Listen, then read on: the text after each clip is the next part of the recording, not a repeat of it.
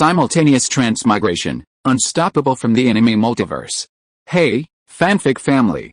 So glad to see you here again to continue this incredible adventure. As always, kindly remember, this story is 100% fiction, so don't go looking for dimensional portals in your closet. All rights to this fantastic novel belong to the original author. We're just your humble narrators of epic tales. Are you enjoying the fanfic? Show it by subscribing to our YouTube channel and dropping us a like. And if you're impatient for more exclusive content, our Patreon is your happy place. Chapter 401, Go Out to Look for Dream Ingredients. Early the next morning, Tatsuki Academy sends someone to deliver Seiya's student's ID and some relevant certificates. And just like usual, although Wenrin restaurant has not officially opened for business yet, a large number of people waiting for their meals have already gathered outside the store. No, it should be said that after the news of Food Demon King and God's Tongue coming to the store for dinner yesterday was exposed, there are more people coming to the store today than before. Unfortunately, however, those who came to wait today are destined to return disappointed. When the door of Wenrin restaurant opened on time just after business hours, the people who were waiting outside the store saw Seiya and Minazuki walking out with suitcases carrying large and small bags. Ms. Minazuki, are you planning to go on your honeymoon? Faced with the questions from some old customers, Minazuki blushed, then waved her hand slightly and said, due to some special reasons, we may have to go out for a while, so the restaurant may have to temporarily suspend business during this period. I originally wanted to inform everyone in advance, but because of the rush of time, I am really sorry, Ms. Minazuki, you have to persuade little brother Seiya. He is young and ignorant, but you can't accompany him to be willful. Now that your restaurant is booming business, how can you suspend business just like that? Yes, I came here to eat today, but I went out before dawn. Looking at the noisy crowd in front of him, Seiya couldn't help but feel a headache, but in the end he could only speak to comfort everyone. Everyone, we are going out this time so that we can cook more delicious dishes for you in the future. As you all know, Commander Tatsuki dined at our restaurant yesterday. Through some channels, I learned that there are some fantastic ingredients in this world that ordinary chefs can't even reach. This time, we're traveling far away to purchase these rare ingredients. Would you all like to try some even more unique cuisine? Temporarily suspending operations doesn't mean we're closing down. We'll be back soon, and I promise we'll serve you the most special dishes when we return, Seiya persuaded, leveraging his physical strength to finally help Minazuki out of the crowd.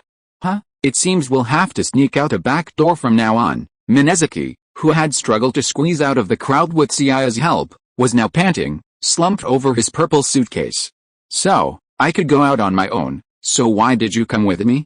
With your current cooking skills, while you might not be able to satisfy those picky customers, you should be able to cook the home-cooked dishes on the regular menu. Originally, Seiya had planned to go alone on his trip to buy exotic ingredients, but last night, after seeing him packing and deciding on the itinerary, Minazuki had immediately stuffed her own clothes into Seiya's black suitcase. Yes, there were two suitcases, but Minazuki's own purple suitcase wasn't big enough, so she stuffed all her extra clothes into Seiya's. Stop it, don't even think about leaving me alone. With my limited skills, I can handle casual customers without much of a problem. But what if someone comes to mess things up while you're gone? Do you want me to destroy your reputation? And bringing me along this time can be helpful. After all, if you're buying high-end ingredients, you'll definitely need to negotiate, right? That's my specialty. Hearing Minazuki's words, Seiya finally sighed deeply. Since he'd already come along, he could only acquiesce to Minazuki's presence. And it had to be said that Minazuki's concerns were actually quite possible. Every industry has its competitors, and there's no shortage of people pursuing fame and fortune. It might have been the case in the past. Even though Seiya's family restaurant had a minor reputation, it was still considered a third-rate establishment in the eyes of those high-end restaurants. Just like Minazuki before, he stubbornly believed that top-notch, delicious cuisine could only be found in high-end restaurants.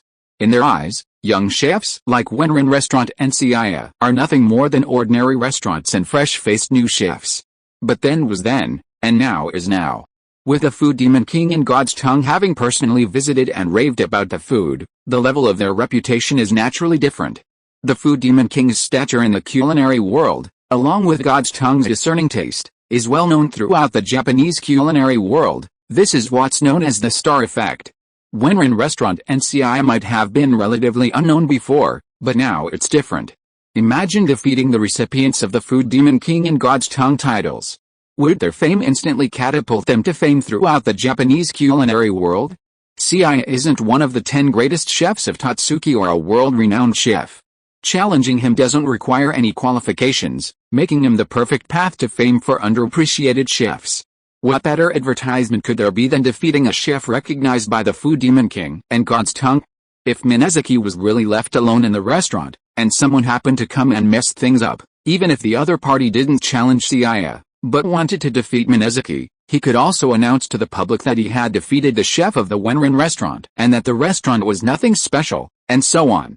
After all, Minazuki was indeed the chef of the Wenrin restaurant, and fame brings gossip. If such things happen too often, the sign of the Wenrin restaurant might really be smashed. Seiya, haven't we arrived yet? We've been walking for more than an hour since we got off the car. Could that Tatsuki commander be lying to us? After leaving Tokyo, Seiya and his friends first flew to Hokkaido, and then took a taxi to a mountainous area. After getting off the car, they did walk for nearly 2 hours as Minazuki said. Facing Minazuki's complaints, Seiya dragged his suitcase while looking at the map in his hand, and said calmly, "Based on our current position, we've only walked about 1/3 of the way." "What?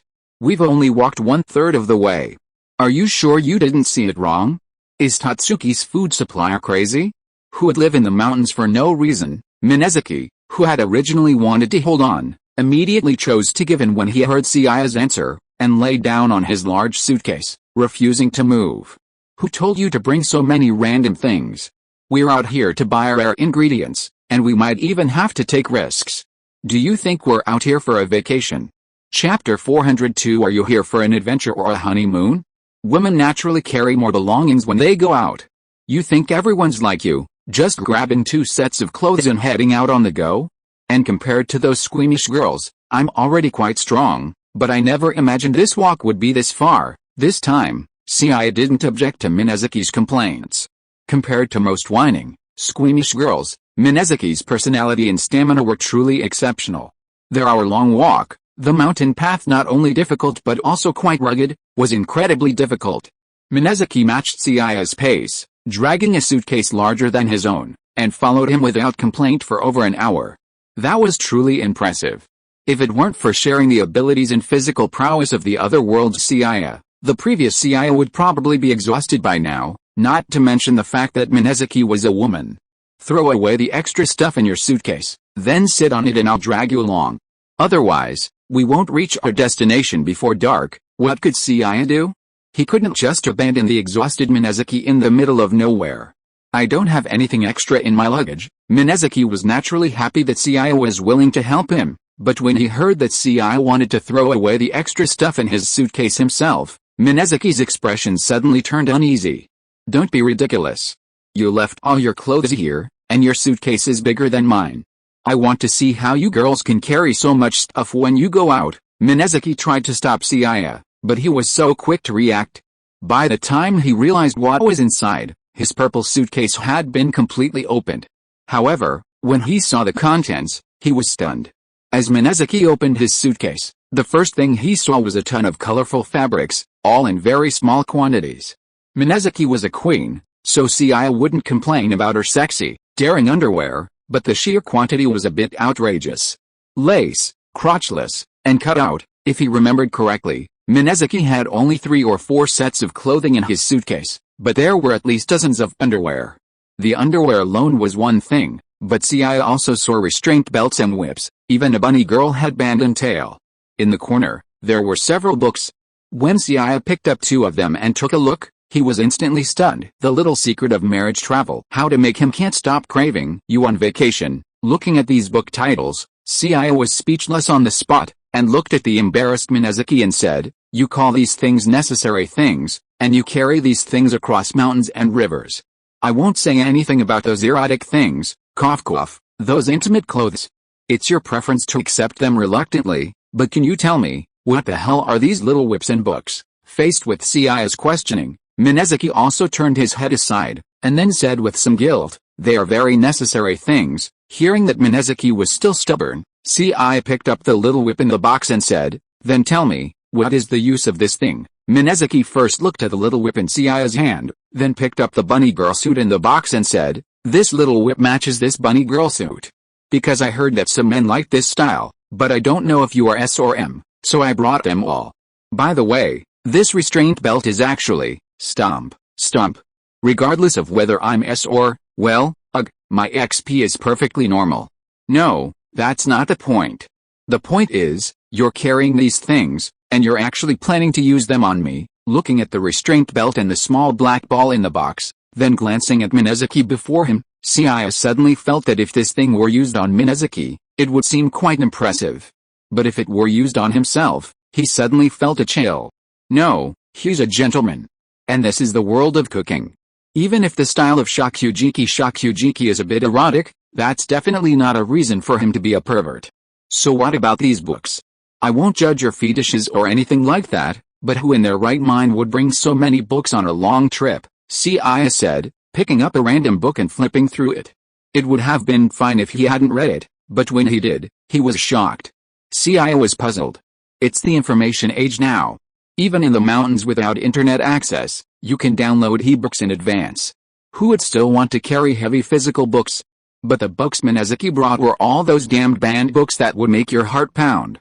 Noticing the strange look on his face, Minazuki dodged the books in his hand. Then, a little embarrassedly, he said, "These are all strategy guides I found with great difficulty. After all, don't look at me like this, but I don't have much experience." "No, what kind of experience do you need?"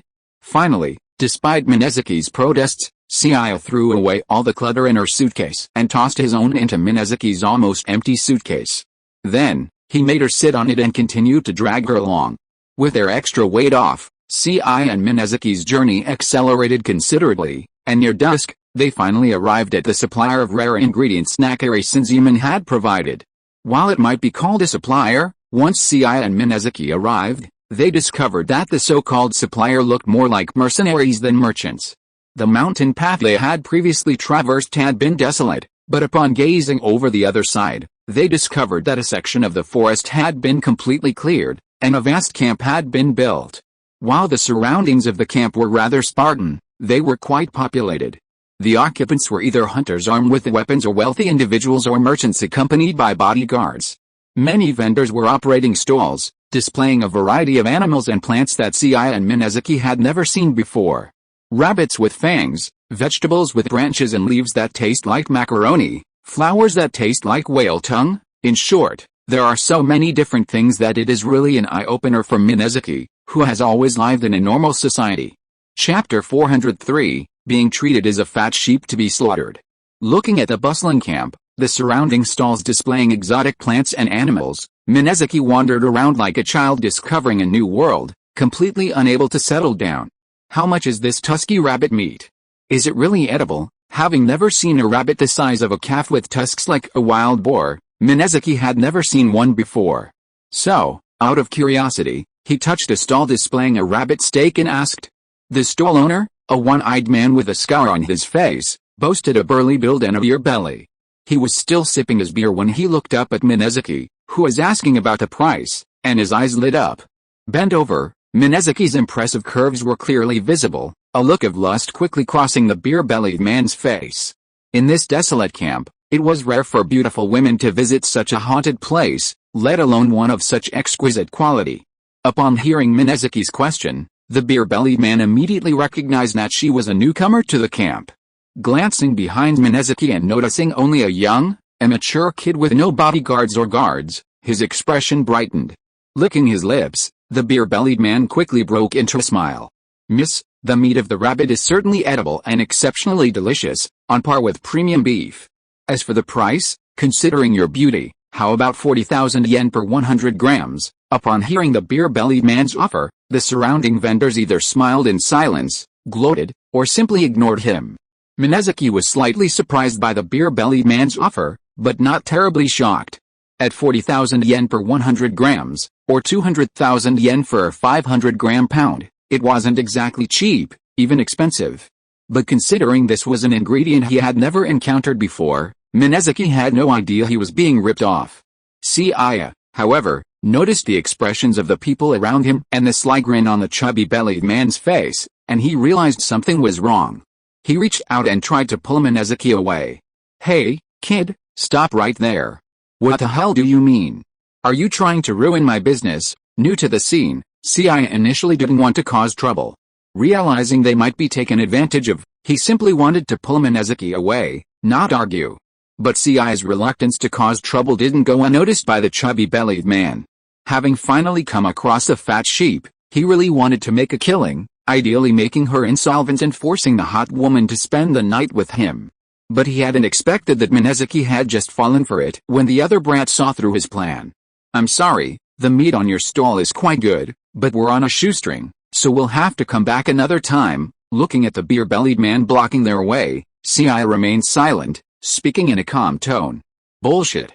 If you say you don't want to buy it, then don't buy it. Have you asked me?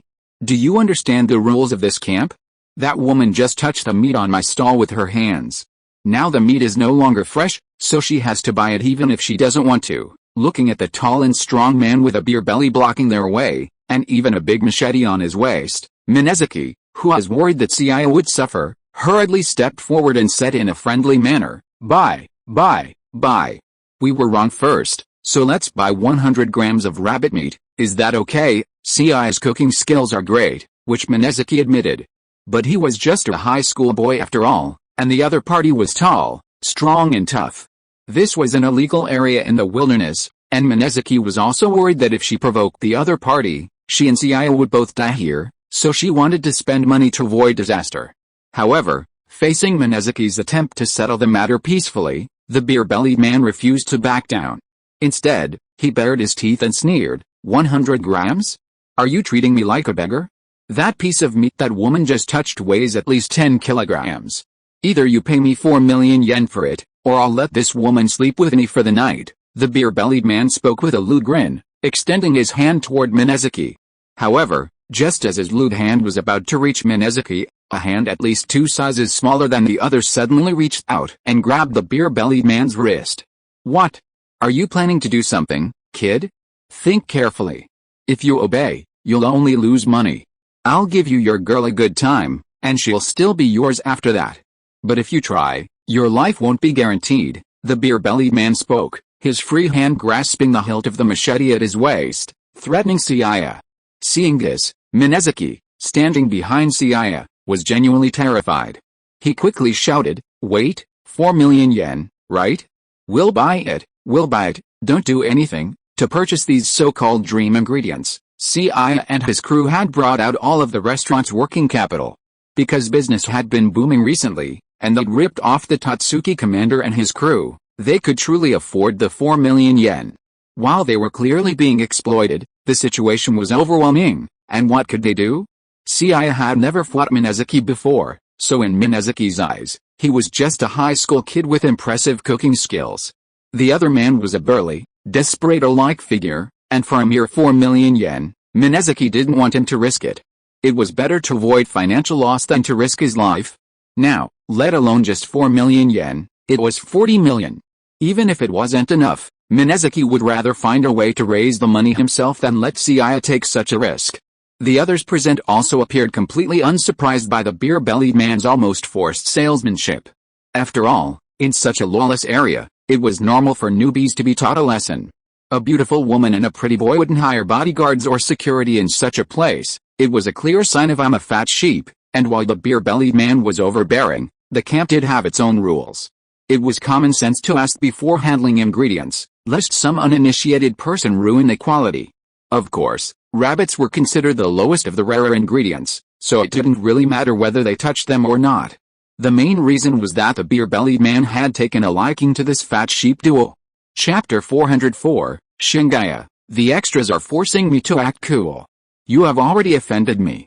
Now just buying meat is not enough. I have been adventuring in the gourmet jungle for so long. Recently I returned to the camp and was worried that I could not find a woman to relieve my anger. If you know what's good for you, you will serve me well for the whole night, otherwise I will kill your pretty boyfriend right now." Hearing the words of the beer-bellied man, Minezaki bit his lip. When he was about to say something, the beer-bellied man's scream suddenly echoed around. Feeling a sharp pain in his wrist when he was caught, the beer-bellied man was suddenly furious. He stretched out his other hand, pulled out a machete at his waist, and chopped it directly towards Seiya in front of him. Dang! Accompanied by the sound of metal clashing, Minezuki, who had rushed to Seiya and hugged his body, trying to use her body to block the knife for Seiya, opened her eyes with a puzzled look when she did not feel the severe pain in her back.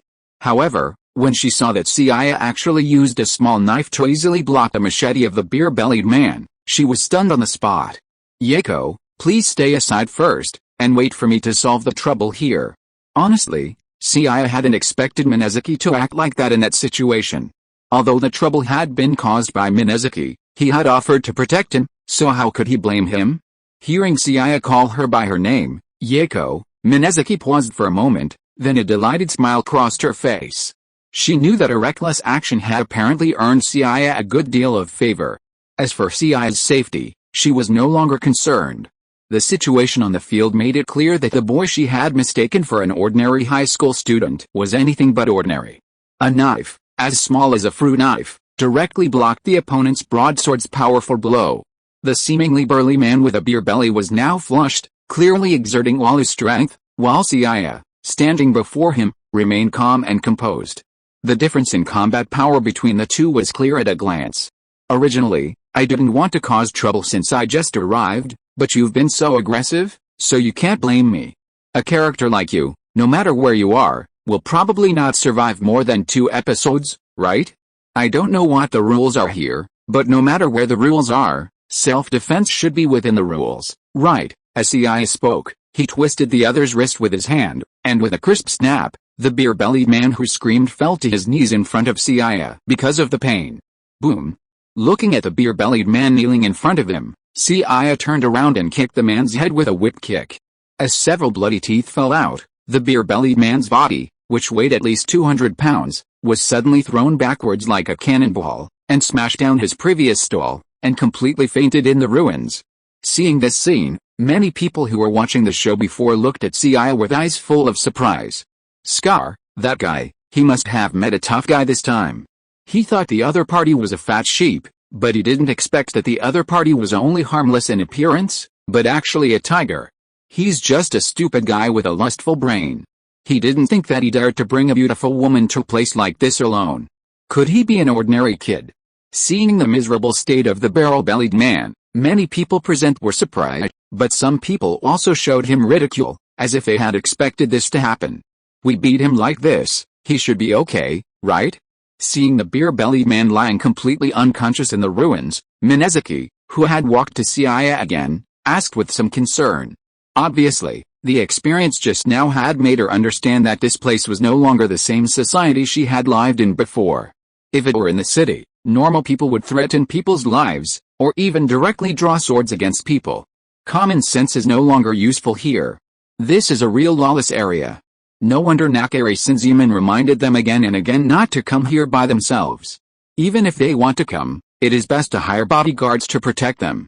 The strength displayed by Seiya gave Minezuki a strong sense of security, but at this moment, she looked around with full vigilance, as if she was very worried that the other people present were in the same group as the beer-bellied man. Don't worry, the others should be the same as that guy, they are also so-called hunters. And I didn't kill that guy directly just now, so I shouldn't have violated the rules here. Just when Seiya was comforting Minezuki, a group of people in uniform and armed with guns quickly rushed over.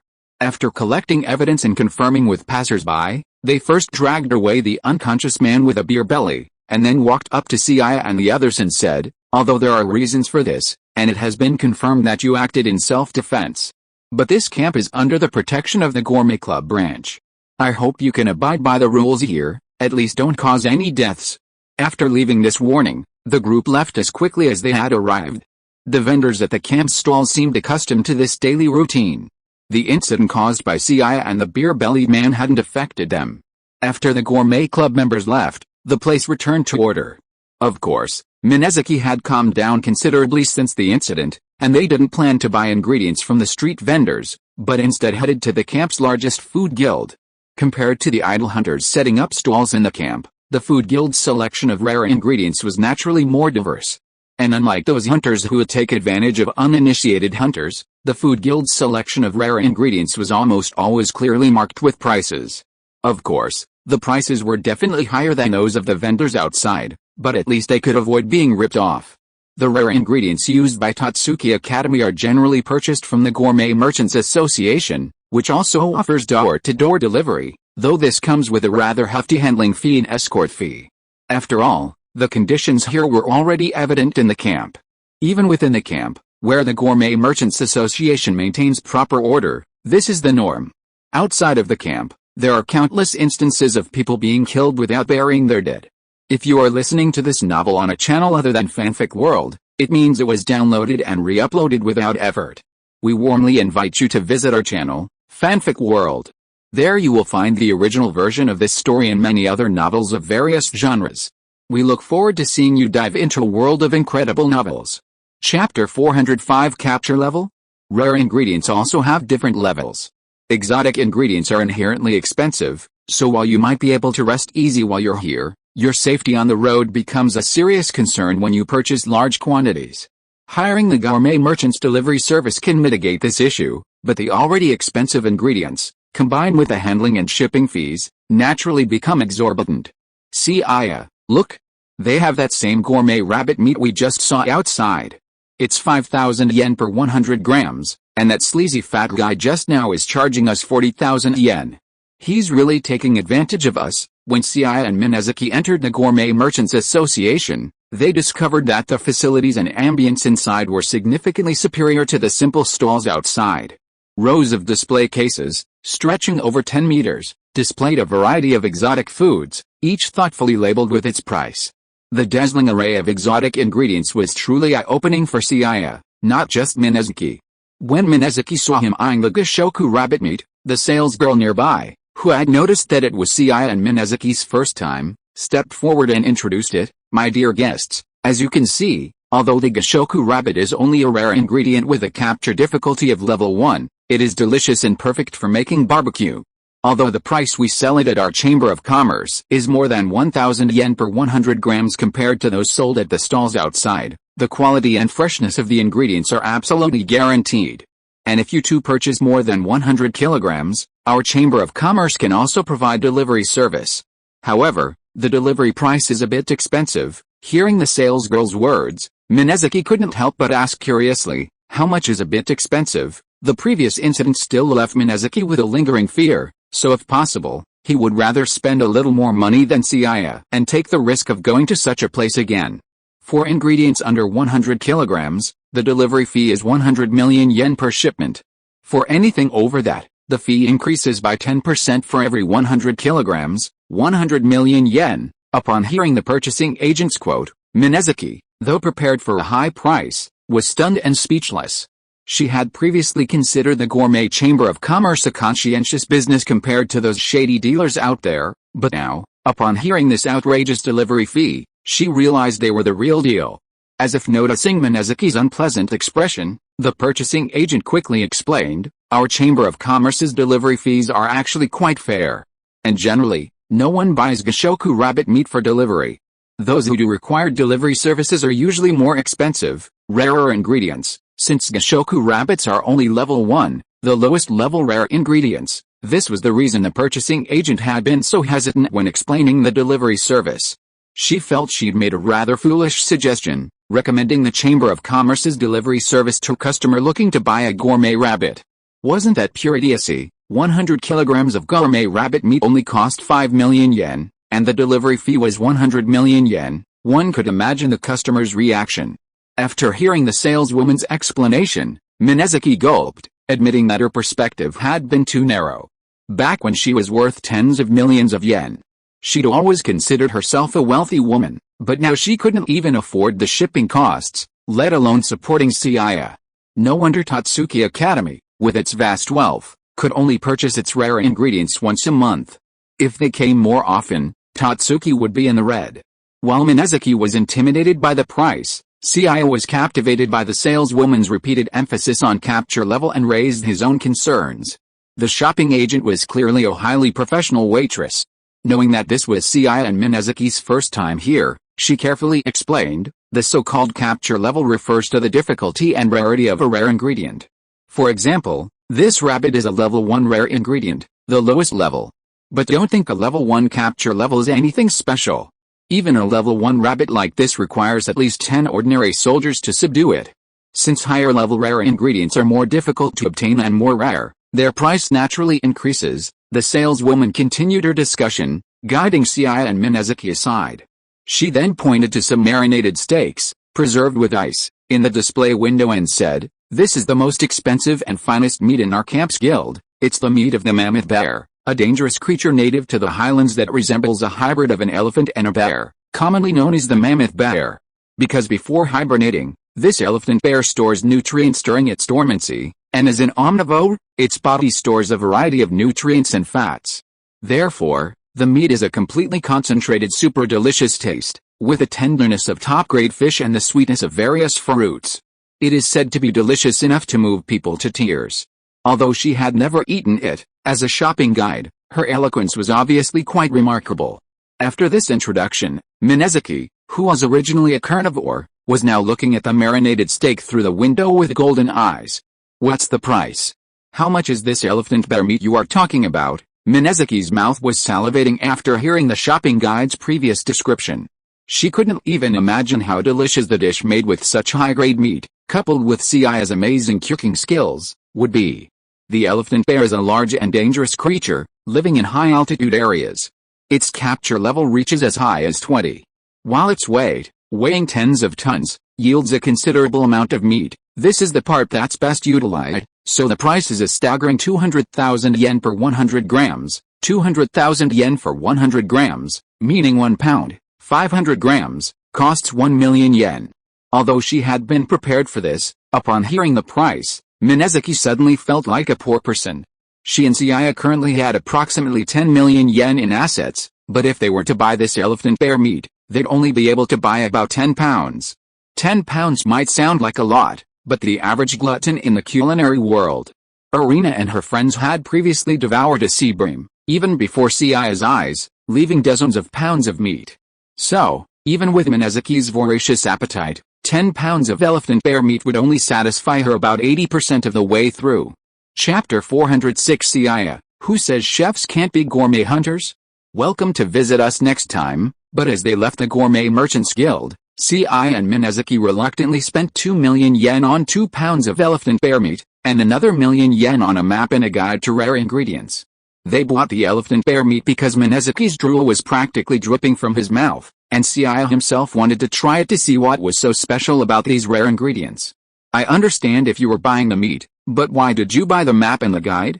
We're chefs, not what they call gourmet hunters. Are you trying to boost her sales by thinking about that beautiful shopping agent?" Minazuki hadn't finished his words when Seiya slapped him on the head. "What else can you think of besides eating and thinking about random things? A chef who doesn't even know the ingredients is like a doctor who doesn't know the herbs. And are you planning to be exploited again next time you come here?" Seiya's explanation convinced Minazuki, but she quickly picked up a map and asked, "I won't say anything about the rare ingredients guide, but what about this map of the food world?" Seiya and Minazuki had just learned from the salesgirl that the world they lived in actually existed in other areas. Why was this camp built here? Because further north was the entrance to the food world. The area they currently inhabited was called the human world. Because of this difference in location, ordinary people had never seen the exotic flowers, plants, and dangerous creatures. The map Seiya had just purchased from the Food Merchants Association was actually a map of a portion of the food world. Seeing Seiya's guilty look as he turned his head to the side, Minazuki's face puffed up, and he forcibly pulled Seiya's head back. He looked him in the eye and said, "I was right. You bought this map because you want to venture into the so-called food world, right? Why? Didn't you hear what the salesgirl said? It takes 10 soldiers to subdue just a level 1 goblin rabbit. We're chefs, not hunters, so why would we venture into such a dangerous place?" Minazuki truly couldn't understand Seiya's plan to venture into the world of culinary delights. With Seiya's culinary skills, his future was undoubtedly promising. Rare ingredients were rare, but with Seiya's culinary talent, there was no shortage of them. So, why would Seiya even consider taking such a risk? "Minazuki, do you understand? We've been toiling away in the shop for nearly 2 months, And all the money we've earned is enough to buy a few pounds of meat here. And this so-called mammoth bear, while the best ingredient in this camp, is only a level 20 rare ingredient. If we want to obtain higher quality ingredients, how long do you think it would take with our current business model? A year? 2 years? Or even longer? I'm afraid some rare ingredients might not be achievable even if we worked our entire lives. As a chef, if I hadn't known about this before, it would have been fine. But now that I know there's a place called Food World in this world, how can I continue to be a chef? Since I can't afford those rare ingredients, then it's simple, I can just become a food hunter myself. Capturing a level 1 rare ingredient is equivalent to the combat power of 10 ordinary soldiers. An ordinary chef, upon hearing such a disparity in power, might be intimidated. However, even this level of power didn't faze Seiya at all. Just kidding. He had previously thought that his supreme combat power, enough to overwhelm ordinary society, was completely useless in the culinary world. What he hadn't anticipated was that, in addition to the human world, this world also contained a so-called culinary world. The culinary world was filled with rare ingredients. It was said that even without special preparation, the meat of some extremely dangerous species, alone, was superior to most top-tier dishes. Killing monsters to drop ingredients, and in the culinary world, was there anything more suitable for him? No. In fact, ever since he'd heard from Nakari Sinziman that rare ingredients lived in a dangerous, sparsely populated restricted area, Seiya had been thinking about trying it. The so-called human restricted area was for ordinary people, but was he, Seiya, an ordinary person? Judging by his anatomy, he could be considered human, but Seiya felt that judging him by ordinary human standards might be inappropriate. Due to limited conditions in the wild, Seiya ultimately had to grill the 2 kilograms of elephant bear meat they'd purchased from the gourmet merchants using a rather crude method. Even so, the fragrant aroma of the meat, once cooked, attracted many of the gourmet hunters in the camp. Some, seeing the fragrant, juicy meat, harbored malicious thoughts, while others, recognizing Seiya and his companions, hesitated for a moment before ultimately leaving. Anyone who dared to cook and capture level 20 elephant bear meat so brazenly outside the camp was no ordinary culprit. They were either clueless or supremely confident in their abilities.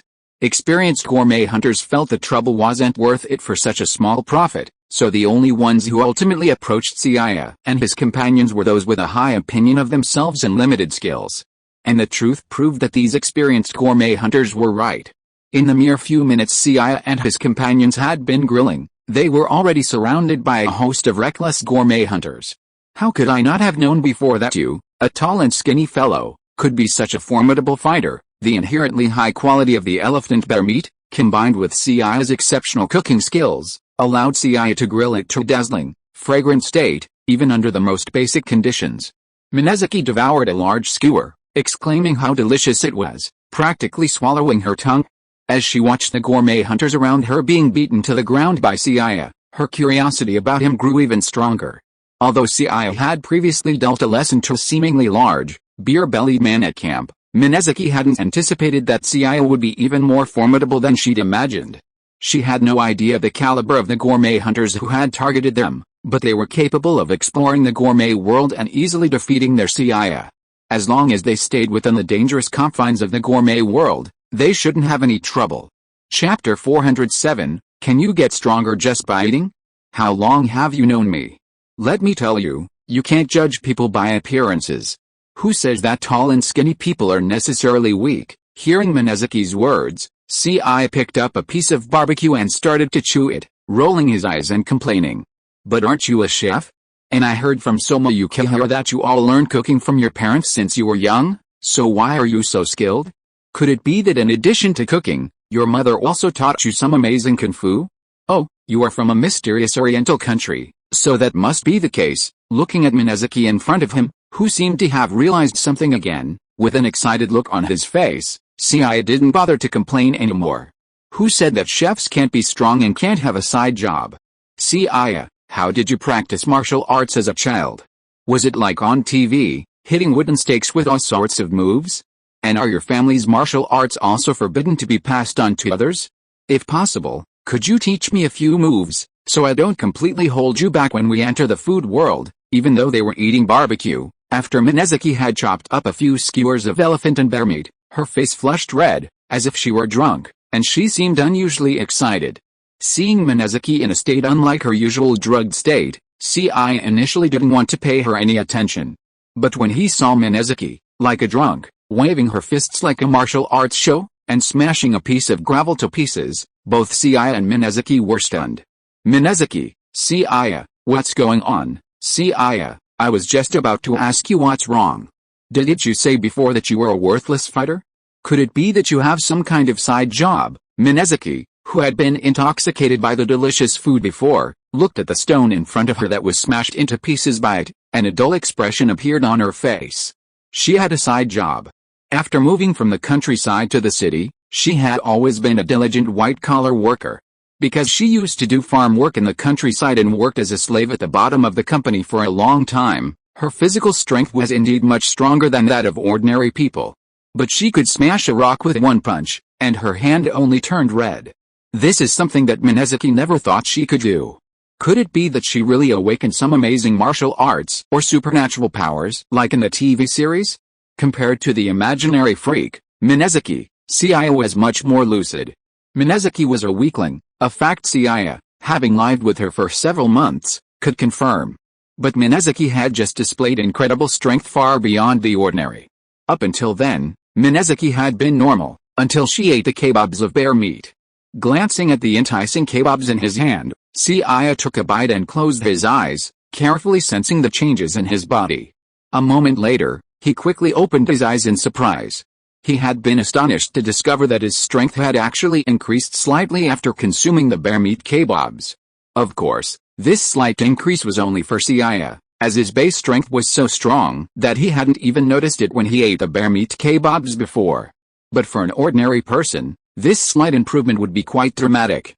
It's like Minazuki, who was just an ordinary office girl before, can now even split rocks with her bare hands after eating a few skewers of elephant bear meat.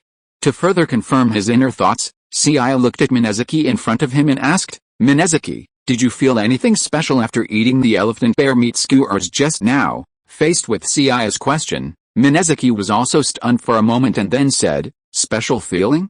I felt my body was hot, as if I had endless energy. Does that count? Damn, then why didn't you say it just now? Hearing Minazuki's answer, Seiya was now basically certain that the reason why Minazuki could split rocks with her bare hands was because of the elephant bear meat. You mean, I became so strong because of eating this elephant bear meat, what else?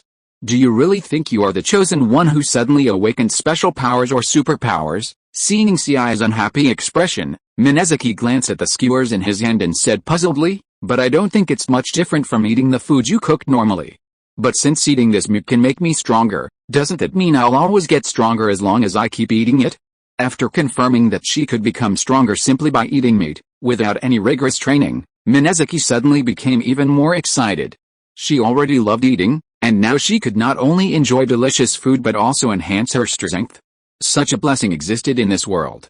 After finishing her own skewer, Minazuki unceremoniously reached out and snatched the skewer from Seiya's hand, saying, since this skewer won't have much effect on you, to maximize its value, I'll take care of it for you. Seiya only ate about half of the 2 pounds of elephant bear meat, and Minazuki devoured almost all of the rest. Minazuki, with a look of satisfaction on his face, felt a seemingly endless supply of strength. He walked over to a small tree with an exuberant look, intending to break it with a single punch. Bang! His white fist collided with the trunk, a dull thud echoing. The tree merely shook violently, and Minazuki was already groaning in pain, clutching his swollen fist. It's just as I expected. While this elephant bear meat can boost the eater's strength to a certain degree, the increase is likely limited. Otherwise, if constant consumption simply increased their strength, wouldn't humans have been invincible long ago? Not only is the increase limited, but I can also sense that the surge of strength I felt when I first ate the meat is gradually fading with time. In other words, you probably wouldn't even be able to split rock with your bare hands like you did just now. But one thing is certain, this elephant bear meat has subtly increased your strength to a certain extent. Upon hearing Seiya's words, Minazuki, who was blowing on his swollen fist, turned and glared at him. Damn it! If you knew this would happen, why didn't you warn me? Instead of letting me go hammering at a tree like an idiot, because my previous thought was just a conjecture, and since you seem so confident, I'm letting you verify my assumption. Here, There's another rock about the same size as the one I just saw. See if you can crack it, Minazuki, taught, get lost. Chapter 408, Minazuki, whose strength has skyrocketed, heads to the food world. After a pleasant picnic and camping trip, Seiya and Minazuki didn't rush into the gourmet world, but instead began gathering intelligence at camp. Any adventure into an unknown land requires intelligence and preparation. During 2 days of gathering intelligence, Seiya and his companions discovered that rare ingredients indeed possess the ability to enhance physical fitness. The higher the quality of the rare ingredient, the greater the physical benefit, and this benefit is also related to the skill of the chef who prepared it. The more delicious the dish made with a rare ingredient, the greater the physical benefit. Because the benefits of rare ingredients only apply upon first consumption, skilled chefs are highly sought after in the gourmet world. Besides improving physical fitness upon first consumption of a dish made with rare ingredients, some ingredients themselves also grant temporary buffs upon consumption. Just like how Minazuki gained a brief buff of immense strength after consuming elephant bear meat, in game parlance, these would be called buffs. Gourmet hunters are able to hunt in the dangerous gourmet world because their bodies, enhanced by the various rare ingredients, have long since become far stronger than those of ordinary humans. According to them, enhancing one's physical fitness and abilities through rare ingredients is achieved by absorbing the gourmet cells within them. I'm aware of the gourmet cell concept in Gourmet Prisoners, but this is a secondary setting. I won't be writing about the plot and characters in Gourmet Prisoners, I'm simply borrowing some of its concepts. For the past 2 days, Seiya and Minazuki, apart from gathering intelligence and preparing for their journey to the gourmet realm, have spent almost the entire rest of their time eating. Knowing that rare ingredients are not only delicious but also improve physical fitness and combat effectiveness, it's natural to strengthen them before embarking on an adventure. The gourmet hunters gathered in this camp are all small-time characters of average skill, and the rare ingredients they capture rarely exceed the level of a mammoth or bear.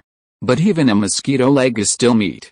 While these low-level rare ingredients may not significantly improve Seiya, they are a real tonic for Minazuki, who was once just an ordinary person. Elephant bears boosted strength, gobblers increased speed, and bat snakes increased perception. After 2 days of consuming a wide variety of rare ingredients, Minazuki experienced firsthand what it meant to ascend to the highest level. Leaving aside combat skills and experience, Minazuki's physical fitness alone surpassed even 90% of the gourmet hunters in the camp. This seemingly unstoppable improvement was naturally due to Seiya. Seiya's exceptional culinary skills allowed him to maximize the benefits of each rare ingredient. Their modest resources wouldn't have been enough to consume every possible ingredient in the camp, but while helping Minazuki prepare meals, Seiya practically took on the role of chef for the camp.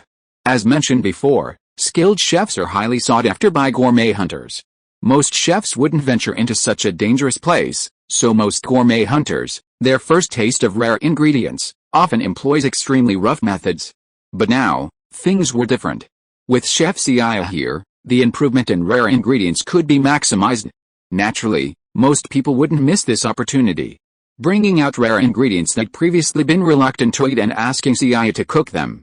Seiya would also charge them a nominal fee for the processing. Because of this, within just 2 days, Seiya and Minazuki had become quite famous within the camp. Seiya felt a little disappointed, however, because he'd tried almost every rare ingredient in the camp while Minazuki was enjoying it, and while Minazuki's strength had skyrocketed, Seiya's improvement was minimal. His original strength was too strong. While these low-level rare ingredients might have transformed Minazuki, who was once an ordinary person, the effect on him was truly limited. Seiya estimated that for him to experience a real increase in strength, he'd need to capture rare ingredients at least level 50, perhaps even level 80 or higher. Seiya, you'll be back to camp later, right? Yeah, it's rare to find a talented chef in a place like this. Don't let yourselves get killed in the food world. When they first arrived, the newbies, Seiya and Minazuki, were treated like fat sheep. But just a few days later, as they prepared to leave camp for the food world, they were so popular that most of the people there gave them a warm farewell. Are you really planning to venture into the food world with me? You know, it's an unknown place I've never been to. If you run into danger, I'm not sure I can protect you. With your current strength, you can easily return alone. There's really no need to follow me into such a dangerous place. Before leaving for the food world, Seiya looked at Minazuki beside him and asked a final question. He had brought Minazuki with him because he had no choice. In such a lawless place, a beautiful woman with a sexy figure like Minazuki was a fat sheep. But with all the rare ingredients, Minazuki now had the ability to fend for herself. If that's the case, then she could naturally return to the city alone, without having to risk the gourmet world with him. What nonsense are you talking about? I absolutely must go with you. It's okay that I was a weakling before, but now there aren't many gourmet hunters in the camp who can beat me, and you're actually thinking of abandoning me. Or are you planning to go to the gourmet world alone because you want to capture rare and unique figures, or do you have some other hidden secret? Like, maybe encounter some beautiful gourmet hunter. Hearing Minazuki's words, Seiya wanted to say, you're still a weakling in my eyes now, but Minazuki insisted, and Seiya had no choice but to compromise. As Minazuki had said, she at least had some self-protection skills now. Besides, since this was her first trip to the gourmet world, Seiya didn't plan to go too deep, so he shouldn't be in too much danger. Since Seiya didn't yet possess the power of space, he couldn't perform that kind of special storage. Bringing Minazuki along with him to bring back more spoils would be a good idea. After leaving the camp, Seiya and his companions quickly arrived deep in the forest, following a map. The map indicated the entrance to the gourmet world lay within the cave before them. Entering the cave would allow them to leave the human world and reach the so-called gourmet world. The gourmet world had multiple entrances within the human world, and this was just one of them. While humans from the human world could enter the gourmet world, the beasts within it could not escape. Chapter 409, Fenki, you are really human. After exchanging a glance, Seiya and Minazuki simultaneously entered the cave before them. After walking a little over 10 meters, they felt as if they had passed through an invisible barrier of ripples, their bodies piercing right through. One moment, they were in the dim light of the cave, the next, the light before them was incredibly bright. Minazuki looked around again, her eyes widening with disbelief at the scene. Dazzling sunlight filtered through the dappled leaves, and the air around them was not only unusually fresh but even carried a hint of sweet fragrance. Seiya, do you see that? This is incredible. Is this a delicacy? Are we really still on Earth? It's no wonder Minazuki was so excited that he tugged at Seiya's clothes and shouted, for the scene before him was simply too awe-inspiring. They were currently in what looked like a rainforest, yet the surrounding plants were not only unlike anything Seiya and his companions had ever seen, but also incredibly tall and bizarre. Seiya even reached out to touch a nearby plant, resembling an iron tree, and discovered that its leaves were actually caramel, emitting the sweet fragrance that filled the air. Plants with leaves and branches that smelled like caramel definitely didn't exist in the human world, which was why Minazuki wondered if they were still on Earth. Minazuki's surprise was understandable. Even Seiya, possessing memories of multiple dimensions, expressed surprise as he reached out through the invisible barrier of ripples behind him. It was clearly one world, yet there were two planes, as if separated by an inner and outer world. Seiya was fine, he'd seen plenty of storms and waves, and even as a game card in Digimon, what could he possibly not handle?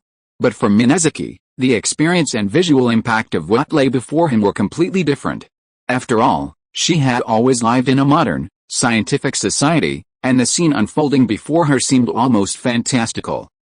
Entering the world of food for the first time, Minazuki felt like she had arrived in a new world, filled with curiosity about all the new things.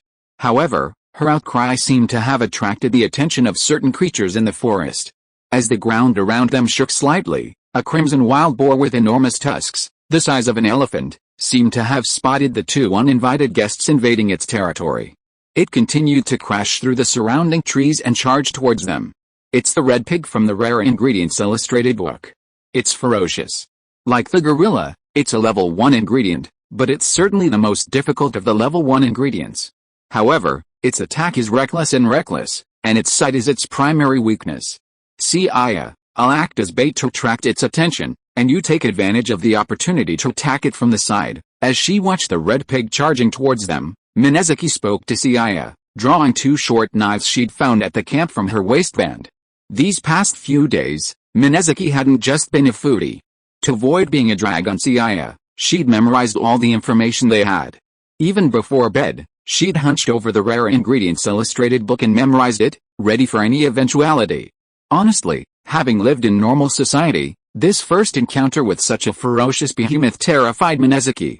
But having chosen to embark on this culinary adventure with Seiya, Minazuki knew she couldn't back down. After all, it was her choice. Let me go first. Using this for training would be a bit much for you, Minazuki, ready to act as bait to attract the red-haired pig's attention, hadn't even begun to move when Seiya suddenly stepped in front of her. Facing the red-haired pig, whose bulk rivaled that of an elephant, weighed at least 10 tons, and charged like a tank, Seiya made no move to evade. Instead, he slowly stepped directly in front of it.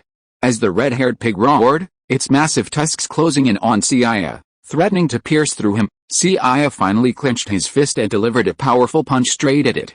Bang! Minazuki exclaimed, and the hoe-like red-haired pig in front of Seiya's eyes rolled back.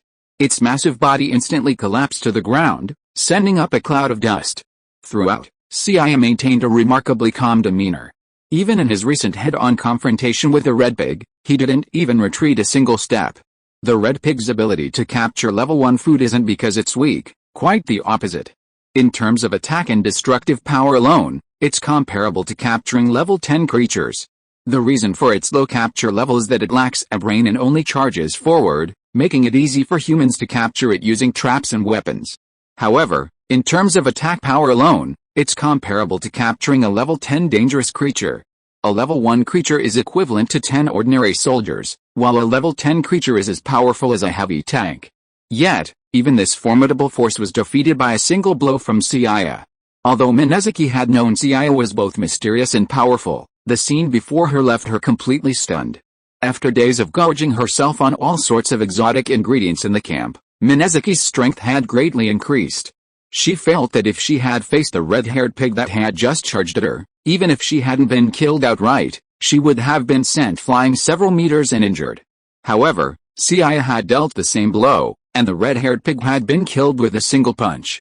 Minazuki had originally thought that her frantic diet had narrowed the gap between her and Seiya, but now it seemed she had underestimated him. The gap had narrowed, but it was only the difference between 0.1 and infinity, or 1 and infinity. She had transformed from 0.1 to 1, becoming more than 10 times stronger, but the gap between her and Seiya was still unreachable. Seiya, tell me honestly, if you use all your strength, what level of creatures can you subdue and capture? Hearing Minazuki's question, Seiya looked at the red-haired pig on the ground with its fangs broken and even its entire face sunken, and said, "The creatures and ingredients in the rare food ingredient atlas bought in the camp are not of high capture level, so it is difficult for me to make an evaluation. But if we use this red-haired pig as a unit of measurement, I think capturing creatures within level 50 will not pose too big a threat to me." Minazuki, Cyrillic lettered X. No, are you really a human? Chapter 410, Capture and Kill Those Below Level 50? After hearing Seiya's frank words, Minazuki burst out laughing. What do you mean by capture level 50 or below is unlikely to pose a threat to you? Do you want to hear what the hell I'm talking about? Minazuki is no longer the newbie she was a few days ago, completely clueless about rare ingredients. A few days of intelligence gathering have given her a considerable understanding of the common sense of the culinary world and rare ingredients. A capture level of 50, aside from its rarity, is practically unmatched by modern technology in terms of power. The rare ingredient guide they bought from the camp's Gourmet Merchants Guild only listed the highest capture level of an ingredient at level 30. Most of the gourmet hunters in that camp previously hunted for rare ingredients, usually level 1, like red pigs and gourami rabbits. They considered the occasional capture level 10 ingredient a bounty. Encountering a capture level 20 or above is considered a near-death experience. But Seiya now claims that rare ingredients below level 50 pose little threat. This doesn't mean Seiya can only deal with rare ingredients at level 50, but rather that he's only in danger when facing creatures above that level. Simply put, level 50 is his lower limit, not his upper limit. Minazuki knew that the gourmet hunters in the camp, including herself, had acquired their superior physical abilities from a diet of rare ingredients. But the question arose, Seiya had only just started consuming rare ingredients a few days ago. How could everyone eat the same food, yet Seiya seemed so much more impressive than her? If I'd known you were so amazing, I would have given up. All those days I spent treading on thin ice gathering intelligence and staying up all night memorizing, only to find myself with nothing more than a strange name. Honestly, before arriving in the gourmet world, Minazuki had been apprehensive. After all, this wasn't an outing, but an adventure into a new world fraught with danger. While gathering intelligence at the camp, Minazuki had learned that while gourmet hunters were considered high-income individuals, they also came with a high mortality rate. With luck, they could secure a rare and valuable ingredient, and naturally, they could reap a fortune. But if they were unlucky, and the hunters became the hunted, they were no longer hunting for rare ingredients, but simply becoming prey to dangerous creatures. However, Minazuki no longer worried about their current expedition. In Minazuki's view, Seiya was a complete monster. Based on her recent understanding of him, the strength he had just claimed was certainly a bit of a stretch. Seiya could easily capture a rare creature below level 50, and even if he couldn't defeat one above that, he would likely be able to carry her away. As for capturing creatures above level 100, even in the world of gourmet food, it seemed unlikely they would be that easy to come by. After ensuring their safety, Minazuki's fears faded. She relaxed completely, her only thought now about how many valuable rare ingredients they could retrieve, and whether any of them possessed beauty benefits. She'd been up all night memorizing the rare ingredient encyclopedia, desperate not to hold Seiya back, and it had left her with dark circles under her eyes. After hearing Seiya's self-proclaimed strength, Minazuki knew she was doomed to be a burden, so she decided to just be a mascot. The red pig, a level 1 rare ingredient, fetched a price of 4,000 yen per 1,000 grams for its high-quality meat. In other words, if Seiya and his team could bring back the entire red pig, they could easily pocket hundreds of millions of yen. However, Seiya and his companions had only recently entered the world of gourmet food, and the low-level, rare and exotic red pig wasn't their primary target. So, after finally cutting off the best portion of its flesh to use as a backup for their journey, Minazuki, with a reluctant look on his face, continued to follow Seiya deeper into the world of gourmet food. Minazuki's heart ached. While the red pig was indeed a low-end rare ingredient, such a large animal could easily fetch hundreds of millions of yen. Their current behavior was a waste of money, completely disregarding it. What Minazuki didn't know was that her current, unsophisticated appearance would drastically change in a few days. Seiya, that creature is flying towards you.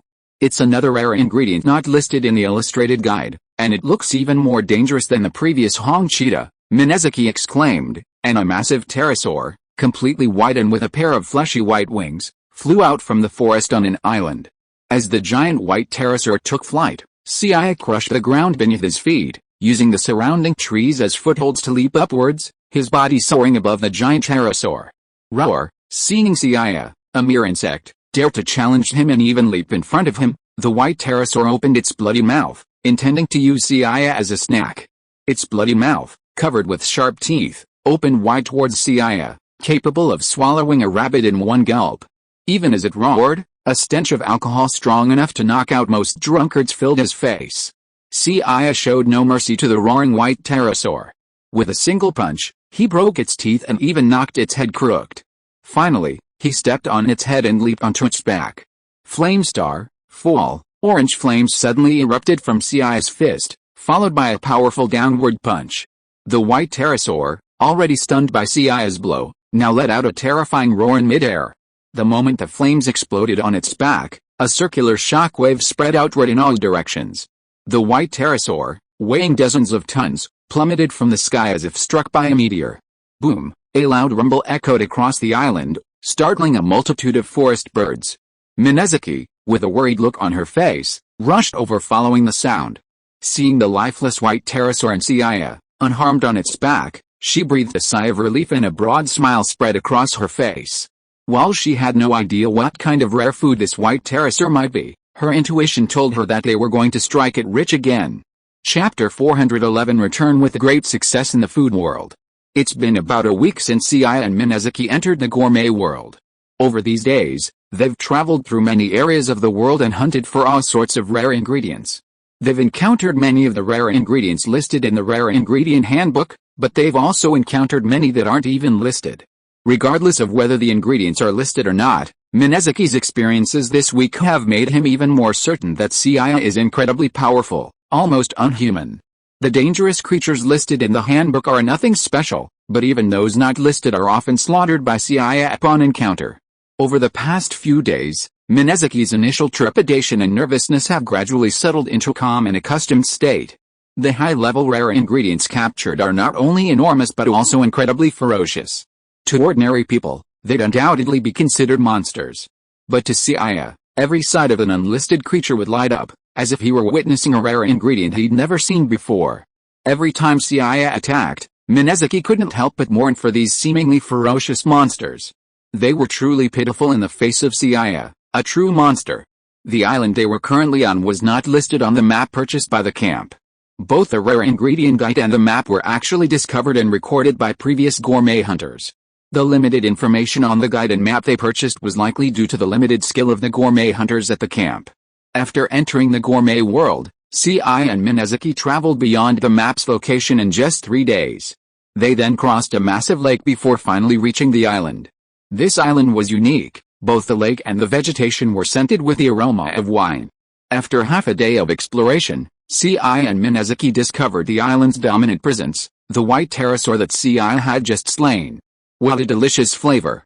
I didn't expect this creature, despite its unsightly appearance, to have such juicy flesh, even with a hint of wine. And I can feel it boost my strength more than any other rare ingredient I've eaten before. It must be something of a high-level catch. After the battle, Seiya and Minazuki, as usual, set up the pot and stove, lighting a fire right there and roasting the creature they had just killed.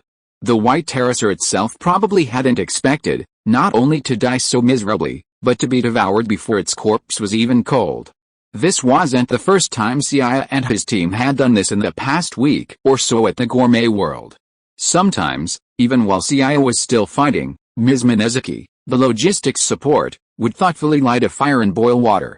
The gourmet world was a true foodie paradise, overflowing with rare and exotic ingredients rarely seen in the outside world. While it came with its share of dangers, delicacies rarely seen outside were not particularly rare here. Rare plant-based ingredients were fine. If collected properly, they could generally preserve for a long time. But meat, however, was a problem. There were many enormous beasts here, and Seiya and Minazuki's carrying capacity was limited. Therefore, after each hunt, to avoid wasting food, they had to harvest what they could not carry away, eating whatever they could not take away.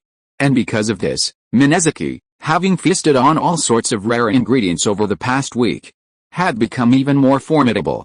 Frankly, if she encountered a red-haired pig like the one from earlier, she could easily finish it off single-handedly, even without Seiya's help.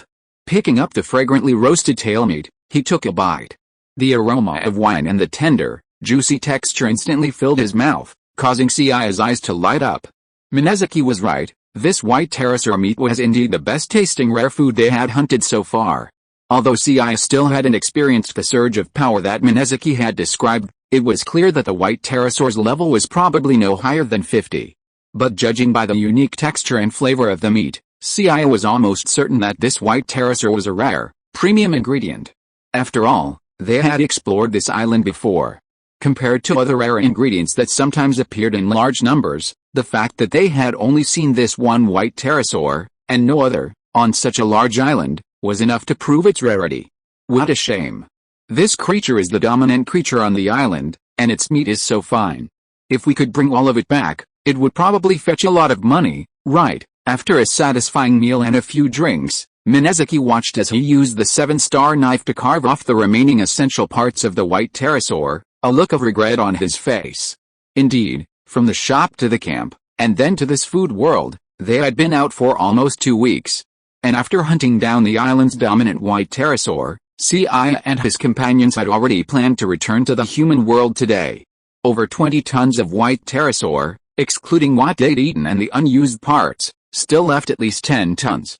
Seiya could have easily taken all of the remaining 10 tons back home if he wanted. However, doing so would have meant giving up many of the rarest ingredients they'd previously hunted. White pterosaur meat was undoubtedly more delicious and rare, but in pursuit of culinary diversity, Seiya ultimately chose not to sacrifice other ingredients for the more valuable white pterosaur meat. This action pained Minazuki deeply, but she felt helpless. Not only was Seiya on the end of the load, but even she herself had reached her limit. For over a week, nourished by a variety of high-quality and rare ingredients, Minazuki had not only become more radiant and stunning, her figure more toned, but her physical fitness had also reached inhuman levels. Wrapped in a massive animal hide, it was filled with a plethora of rare mushrooms and botanicals, weighing at least a ton. Yet, Minazuki effortlessly carried it on his back. 2 weeks ago, she'd never dared to dream of this. Seiya's performance was even more dramatic. He chopped up various meats and ingredients, stacked them together, then bound them with vines and carried them directly on his back.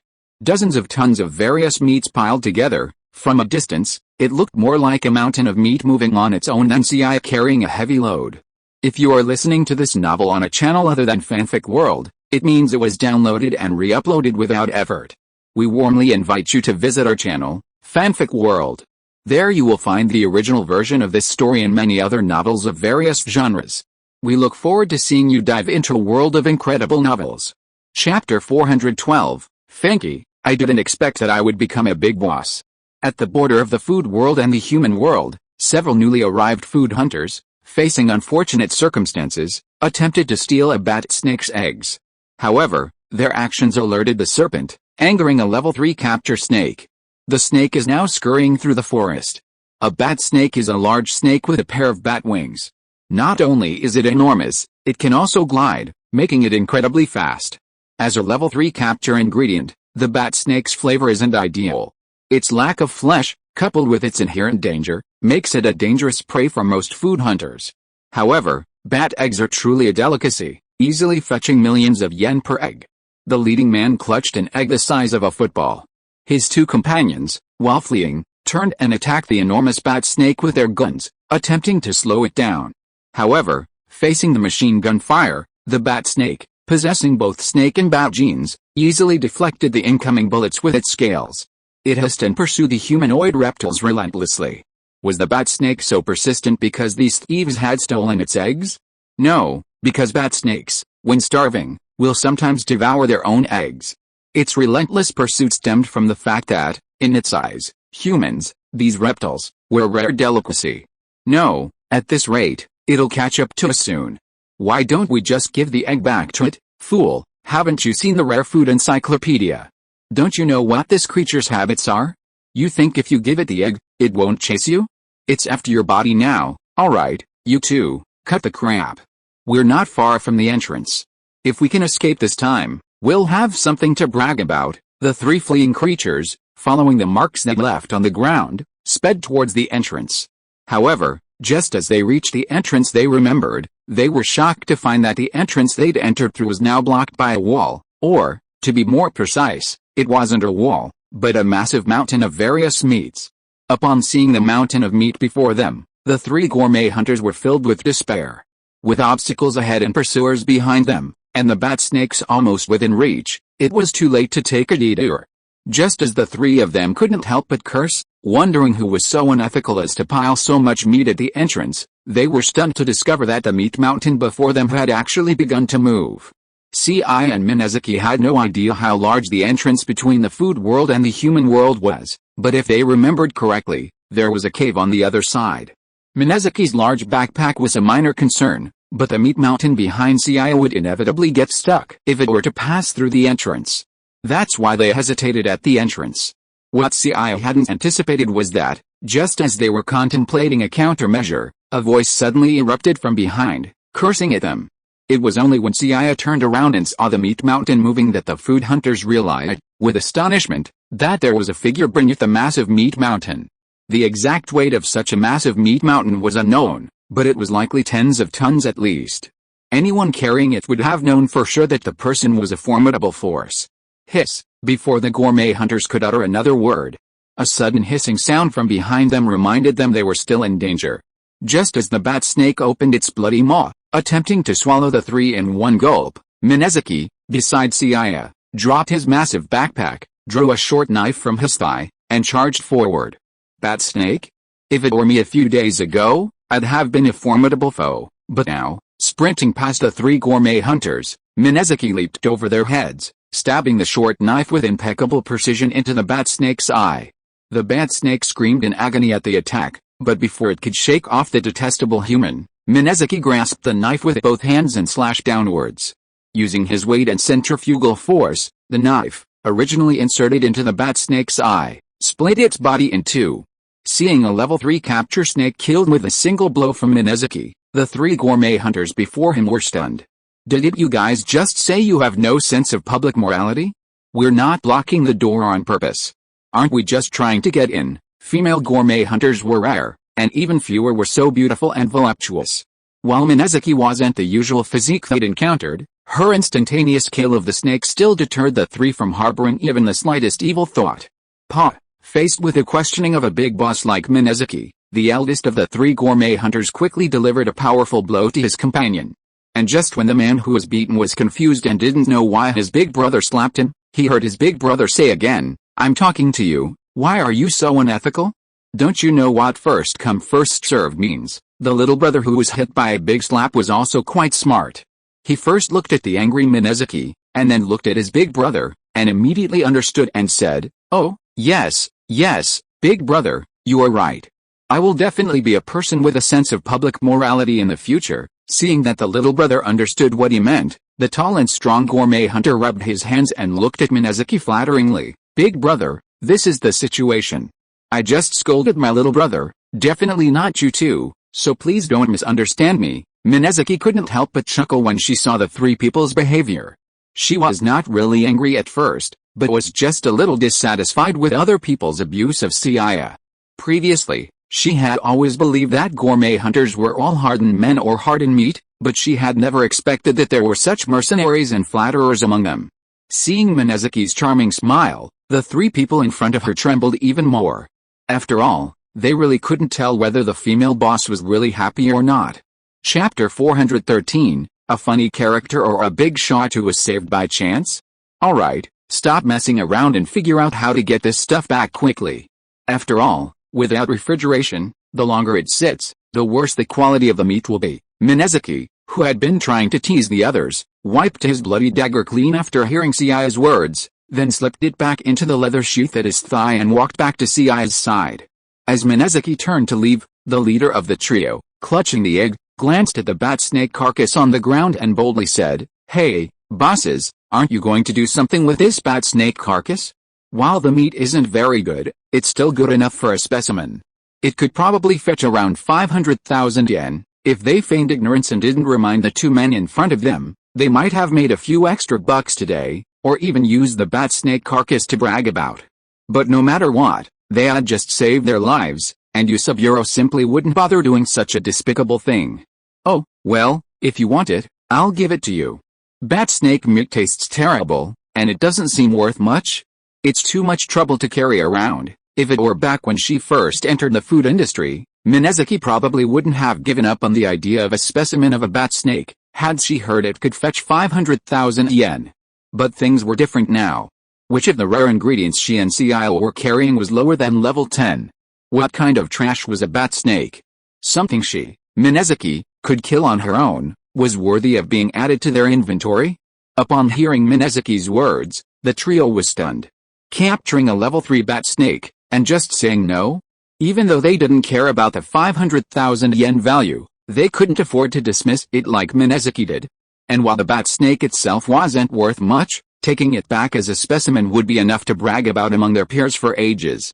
Regardless, the three of them quickly reconsidered.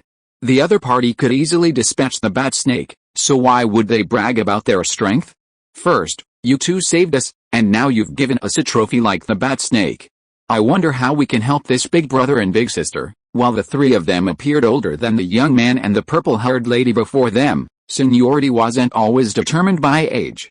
Within the family, it was naturally the parents, but outside, especially in the food world, it came down to who had the bigger fist. It was obvious that the man and woman before them, though seemingly young, were undoubtedly their grandparents in terms of strength. However, fearing that calling them old would upset them, young Saburo hesitated for a long time before finally coming up with the terms big brother and big sister. "I'm not a big shot, but if you could really help me with something, I'd be very grateful." He glanced at the mountain of meat and ingredients behind him. He could have carried them out one by one, but if it were just him and Minazuki, it would have wasted quite a bit of time. So, when Seiya saw Yusaburo, it was like he was looking at three free laborers. After learning about Seiya and the others' troubles, Yusaburo and the other two were stunned for a while, and then they patted their chests and said that this matter could be completely handed over to them. After that, after reaching the entrance of the human world, Yusaburo and the others made a phone call and directly brought a whole convoy. "Master Yusaburo, as you instructed, I have brought the family's convoy at the camp. I wonder what you are going to do." When Seiya and Minazuki saw a butler who looked like an old gentleman get out of the car and nod and bow to Yusaburo, they were also stunned. They really didn't expect that. They just wanted Yusaburo and his group to be coolies, but they turned out to be so powerful that they directly brought a whole convoy. And listening to the tone of those people's words, the trio who were previously regarded as funny characters by Seiya and Minazuki seemed to have quite awesome backgrounds. No wonder Minazuki had thought that three men's styles were different from those of ordinary gourmet hunters. It turns out that real gourmet hunters live on the edge of life, while these three are pure young masters seeking excitement. These are the big brother and big sister I just met. I asked you to drive here to help us transport ingredients. When the butler, who is like an old gentleman, heard what Yusaburo said, he first glanced at Seiya and the others, and then quickly said, "Young master, I have no objection to allocating one truck to transport the ingredients to your friend, but if a master knew that the entire fleet was used to transport the ingredients to your friend, he would definitely be angry. Moreover, some of our trucks are already loaded with purchased rare ingredients, which are intended to be taken back to the store in Tokyo. Stop talking nonsense. This young master will requisition all of these trucks to transport the ingredients for my big brother. As for the food we originally acquired in the car, just throw it all away. Big brother and big sister just saved my life. Do you think my life is less valuable than these ingredients?" Hearing Yusaburo's stern words, the old butler realized that his young master's stubborn character was futile, so he sighed and finally chose to obey. However, since they were the saviors of Master Yusaburo and the other two young masters, even if the old butler knew about it, he probably wouldn't blame them too much. Of course, as they emptied the refrigerated cargo box of all the rare ingredients they had acquired, the old butler's heart ached. The rare ingredients they had acquired from the camp this time were the meat of a one-horned bear and a hungry bird. The one-horned bear is a level 3 captured beast, and its meat fetches a high price of 8,000 yen per 100 grams. Its paws, in particular, fetch a whopping 1 million yen per pound. As a 5th level bird of prey, the hungry bird's meat is as good as tuna belly meat. Furthermore, as a rare bird food, it is even more difficult to catch due to its flight advantage, so every 100 grams costs as much as 30,000 yen. But now, these ingredients that they had acquired with great difficulty were unloaded from the car under the coercive order of his young master. This is simply a waste of money. This is not repaying a favor, it's simply throwing money away. In the eyes of the old butler, what kind of decent rare ingredients can such young Seiya and Minazuki, as gourmet hunters, catch? Nothing more than rabbits and red-haired pigs. Chapter 414. This is the real boss.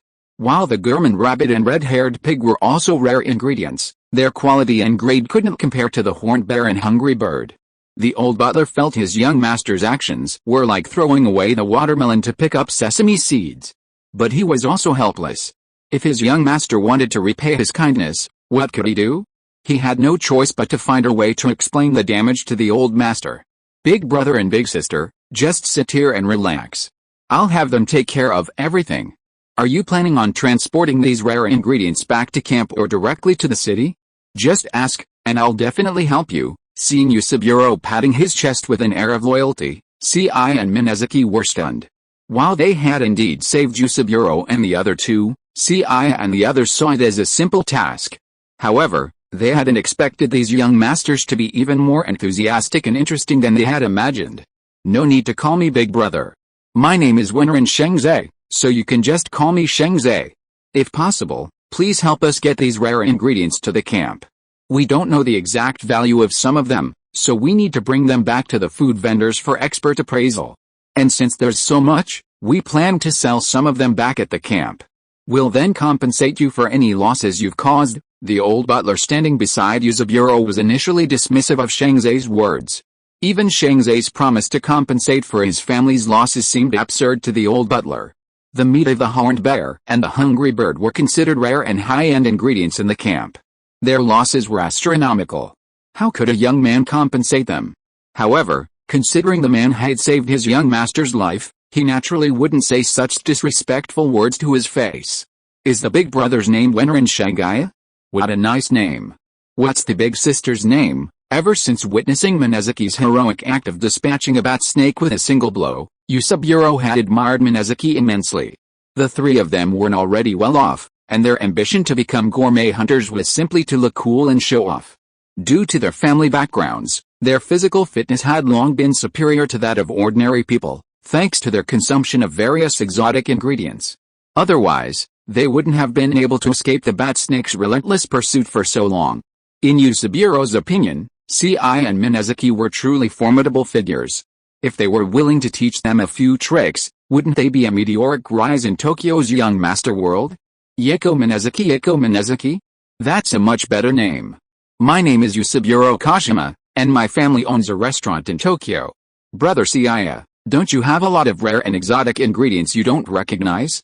This old man is our butler, and he's often responsible for procuring all sorts of rare ingredients for our family at the camp, so he's quite knowledgeable.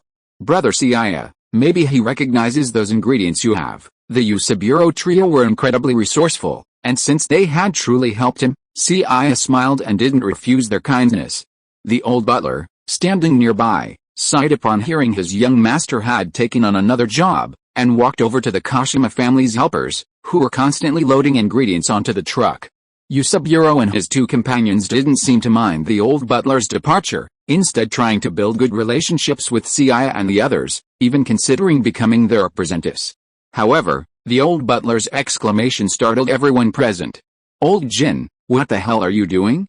You're suddenly yelling and screaming like a ghost. It's scary, because Yang Sanlang had been chased by a bat snake for a long time before. The old butler's exclamation almost scared Yang Sanlang to death. He even thought that something unexpected had happened again. No, young master, this meat is from an elephant dragon, and from the best part of its body. Not only does it sell for tens of thousands of yen per 100 grams, but it's completely out of stock. This is because the elephant dragon is a large reptile with a capture level of 17. It has an appearance similar to that of a brachiosaur, but where its nose joins its body, it has a pair of huge tusks.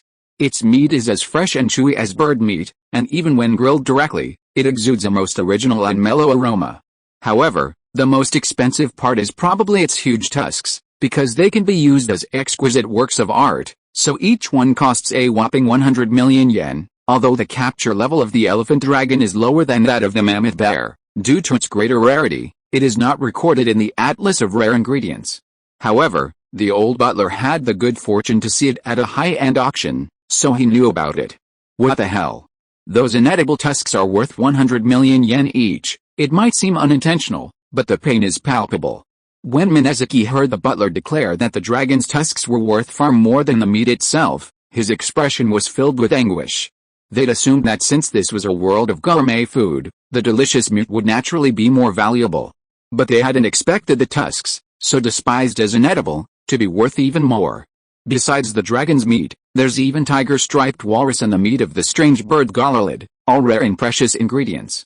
And most of the other meats, I can't even tell what kind they are. In just over 10 minutes, the butler of the Yusaburo household had truly experienced a moment of revelation.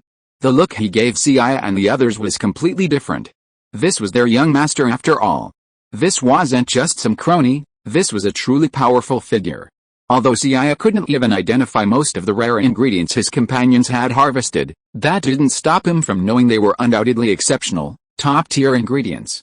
After all, how could something so ordinary be placed alongside such rare and precious ingredients as the elephant dragon and the tiger-striped walrus? A horned bear? A hungry bird? What the hell was that? The carts of ingredients they'd previously loaded might not even be as rare and precious as any of these rare and precious ingredients. While the Yuma family was a prominent restaurant group in Tokyo, they usually had to source rare and high-quality ingredients through auctions. And yet, their eldest son, by chance, had met two gourmet hunters who could easily hunt down these high-level ingredients. If their master knew about this, he wouldn't blame the young master, he'd be showering him with praise. By clinging to the support of these two powerful gourmet hunters, wouldn't the Yuma family fear being outstripped by future competitors? Chapter 415, Who is holding whose thigh? My lords, we've already loaded your truck with all your rare ingredients. Also, knowing you were planning to go to the Gourmet Merchants Association at the campsite for ingredient identification, I've already called and asked the person in charge there to meet you. Ever since realizing Seiya and Minazuki were the true bosses, the old butler's attitude toward them had undergone a complete about-face. Regardless of how Seiya and Minazuki felt about his actions, Yusaburo and his three companions were immediately displeased. The old man was such a licker, he'd already licked everything they were supposed to lick, so what else was there for them to lick? Get lost. Even if you don't contact the gourmet merchants, if Brother Seiya brings all these rare and precious ingredients to them, they'll have to come out and lick their boots. That's right, old Jin, don't get your face off. We're all gourmet hunters. Why are you, a money-grubbing, mercenary businessman, always trying to get in our way? Do you really think you're a beautiful girl? The old butler ignored the verbal attacks from Yusaburo and his three companions, bowing politely before departing. He knew his previous actions had left a negative impression on Seiya and the others, so he was trying to make amends. Fortunately, they didn't seem to mind, and his young master seemed to have left a good impression. When the Kashima family's convoy pulled into the camp, the gourmet hunters were no strangers to it. The Kashima family was a well-known and prominent company in Japan's food industry, and their fleet would often visit the camp to purchase rare ingredients. Because the Yuma family's mistress seemed to have some connection to the Gourmet Guild, the company behind the local gourmet merchants, and because they always hired a powerful armed force to escort them when they came here to purchase rare ingredients, no one dared to take notice. What a grand display the Yuma family has made this time. What rare ingredients are they planning to acquire? Even the president of the Gourmet Merchants Guild, who's rarely seen in person, came out to greet them. Who knows, but I'm sure the rare ingredients this time will be something special. Maybe even something above level 20, capturing rare ingredients above level 20? Are you kidding me? Do you know how dangerous those are? Let me tell you, without resorting to missile-grade thermal weapons, capturing rare ingredients above level 20 is practically free to roam the human world. The passers-by, watching the smiling president of the Gourmet Merchants Guild and the Yuma family's impressive motorcade, immediately began to discuss. However, they were soon surprised to discover that the Kashima family seemed to be selling rare ingredients rather than purchasing them. As the sealed boxes of ingredients were unloaded from the cart, the Kashima family's gentlemanly butler lost his usual composure and repeatedly instructed the servants to handle them with care. Hey, isn't that Seiya and Minazuki? They were exploring the food world, weren't they? How are they hanging around with the Kashima family? Are they somehow getting in on the act? Because they had previously worked part-time as cooks at the camp, many of the food hunters in the camp were surprised to see Seiya and Minazuki disembark from the Kashima family's convoy. Over a week had passed since Seiya and his companions had left for the food world, and many of them even suspected that something had happened to them. After all, while Seiya and Minazuki were skilled, they were still relatively new to the food world, and in the perilous world of food, accidents were not out of the question. Judging from the current situation, perhaps a gourmet hunter from the Kashima family had just happened upon the two victims while hunting in the food world, and had brought them back along. Of course, the gourmet hunters in the camp weren't particularly concerned about what had happened to Seiya and the others. They were more curious about what rare and precious ingredients were contained in the Kashima family's food storage boxes, worthy of such a formal reception from the president of the Gourmet Chamber of Commerce.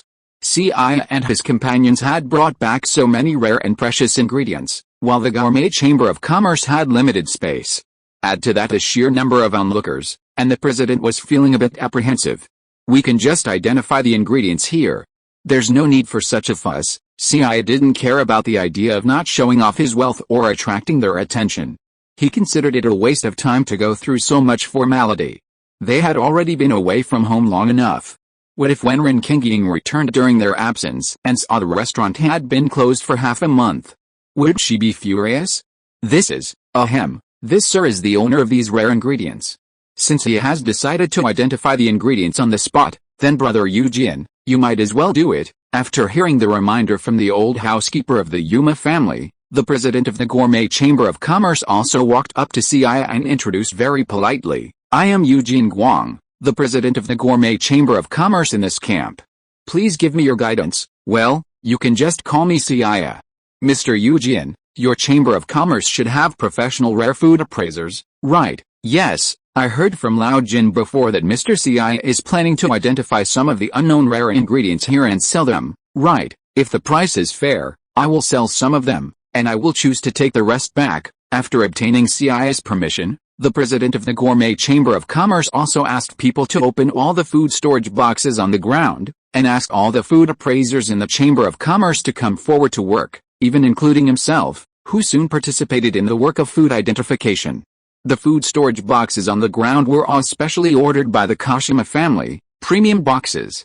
Not only were they airtight, they also came with built-in refrigeration. The old butler felt that Seiya's previous method of preserving these rare and precious ingredients was far too crude. These were high-grade, precious ingredients, comparable to gemstones. With just a little effort, they could create truly exceptional dishes. God forbid, when Seiya simply used vines to bind the ingredients, the old butler felt even more distressed than Seiya himself, his heart practically bleeding. As a chef, Seiya certainly knew the importance of proper food storage, but what could he do? Given the limited resources, it was already a struggle for him to bring all these ingredients back. Many people say the later chapters are watery, but I don't know what watery means. I wrote all my original stories. And from the characters to their experiences, there's clearly something to them. It's not just nonsense, Tot. Chapter 416, Fantastic Ingredients. A Shocking Harvest. They're actually ingredients from elephant dragons, tiger-striped walruses, and the strange bird gololid. Although the storage was a bit rough, causing the quality of the meat to decline slightly, these are incredibly rare and precious ingredients that are hard to come by. Initially, despite having heard Lao Jin's announcement over the phone, Yu Jianguang was still a little skeptical that anyone in this camp could possibly capture the rare ingredients he'd described. Lao Jin, as the Yuma family steward, possessed some knowledge, but he wasn't a professional after all. Yu Jianguang had assumed that as long as Lao Jin was right about at least 2 of the rare ingredients he'd mentioned, he'd be serious about it. But to his surprise, everything Lao Jin described turned out to be true, some of which he rarely encountered. President Yu Jian, please come over quickly. This looks like jaw shark meat and shark fins. The appraiser of rare ingredients from the Gourmet Food Chamber of Commerce's voice trembled as he spoke. Although he was reluctant to believe he'd actually seen such a premium ingredient as crocodile shark fin, and even briefly considered a possible mistake, repeated confirmation convinced him he wasn't mistaken. After a long pause, he summoned the more knowledgeable guildmaster. Upon hearing his subordinate's call, Master Eugene appeared in front of the large food storage box in a flash. He gazed upon the pair of perfectly preserved, enormous shark fins within with a look of intense excitement. Crocodile sharks, ferocious fish beasts that inhabit swamps and oceans, command a near level 30 catch, making them the undisputed kings of their domain.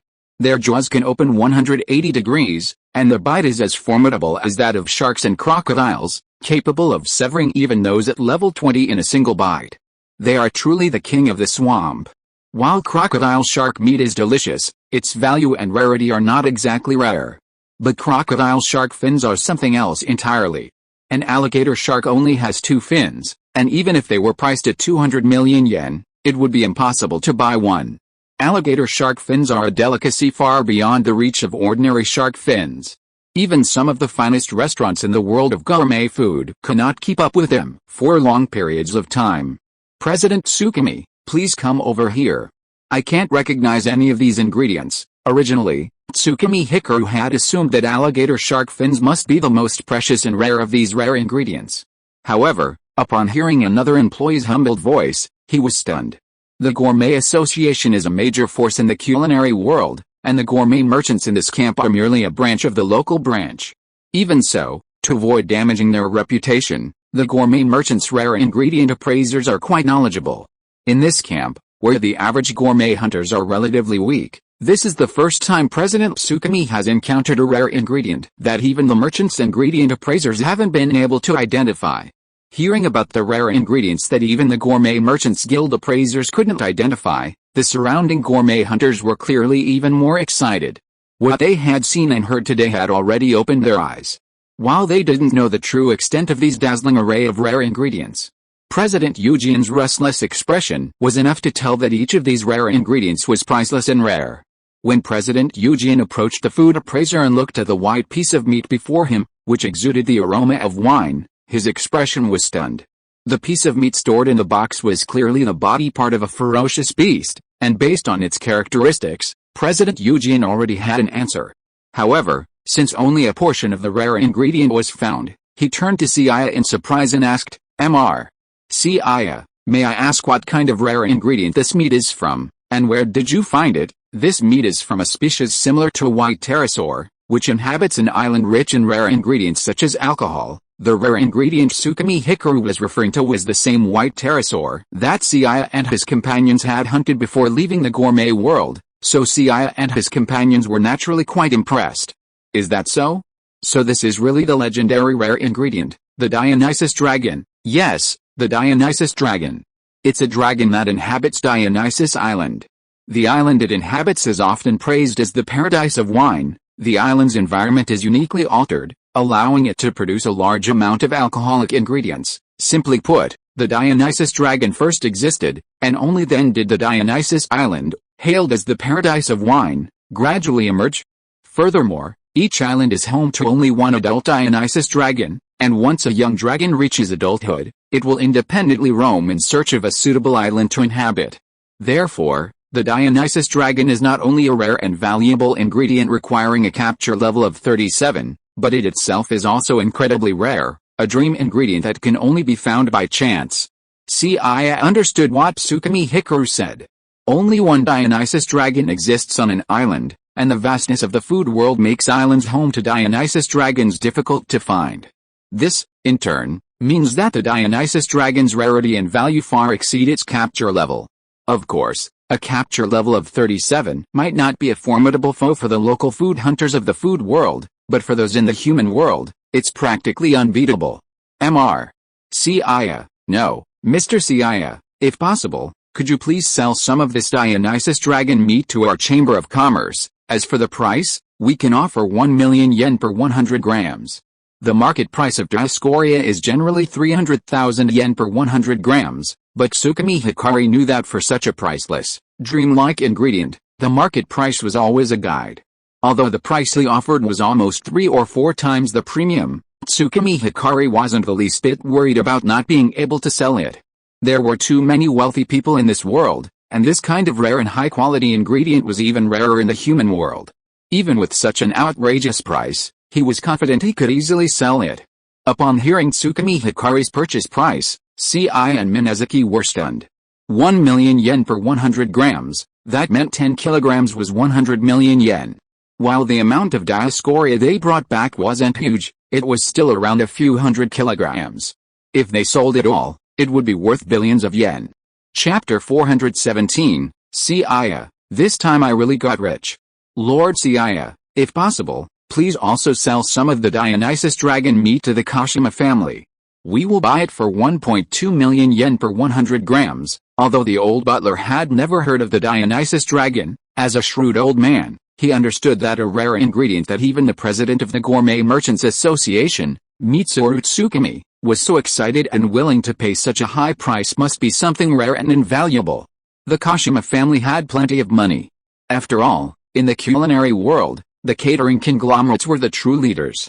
For a leading catering company to maintain its status in the culinary world, both ability and connections were essential.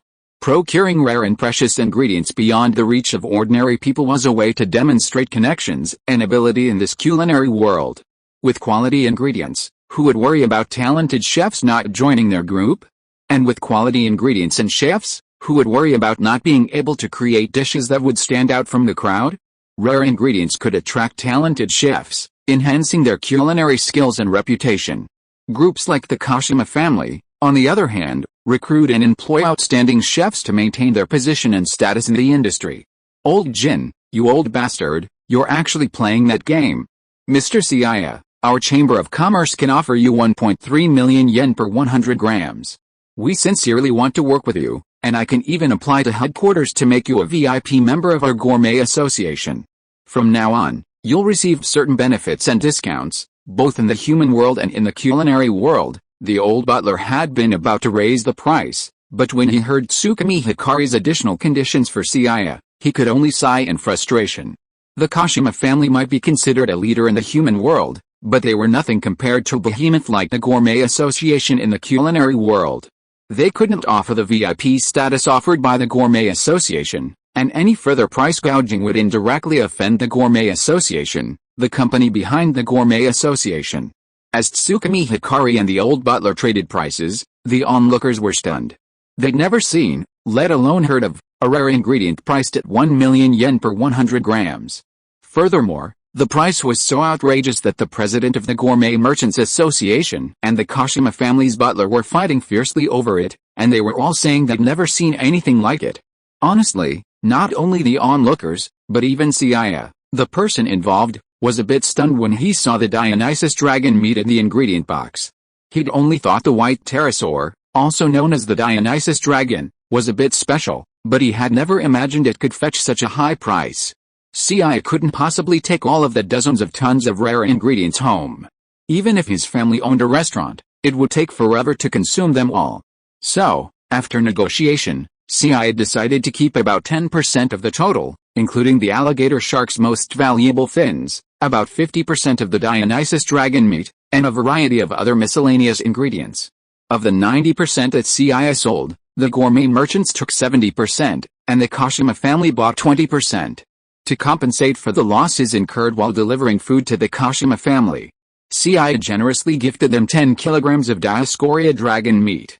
This touched the Kashima family's old butler so much that he presented them with his master's business card, promising to visit them sometime.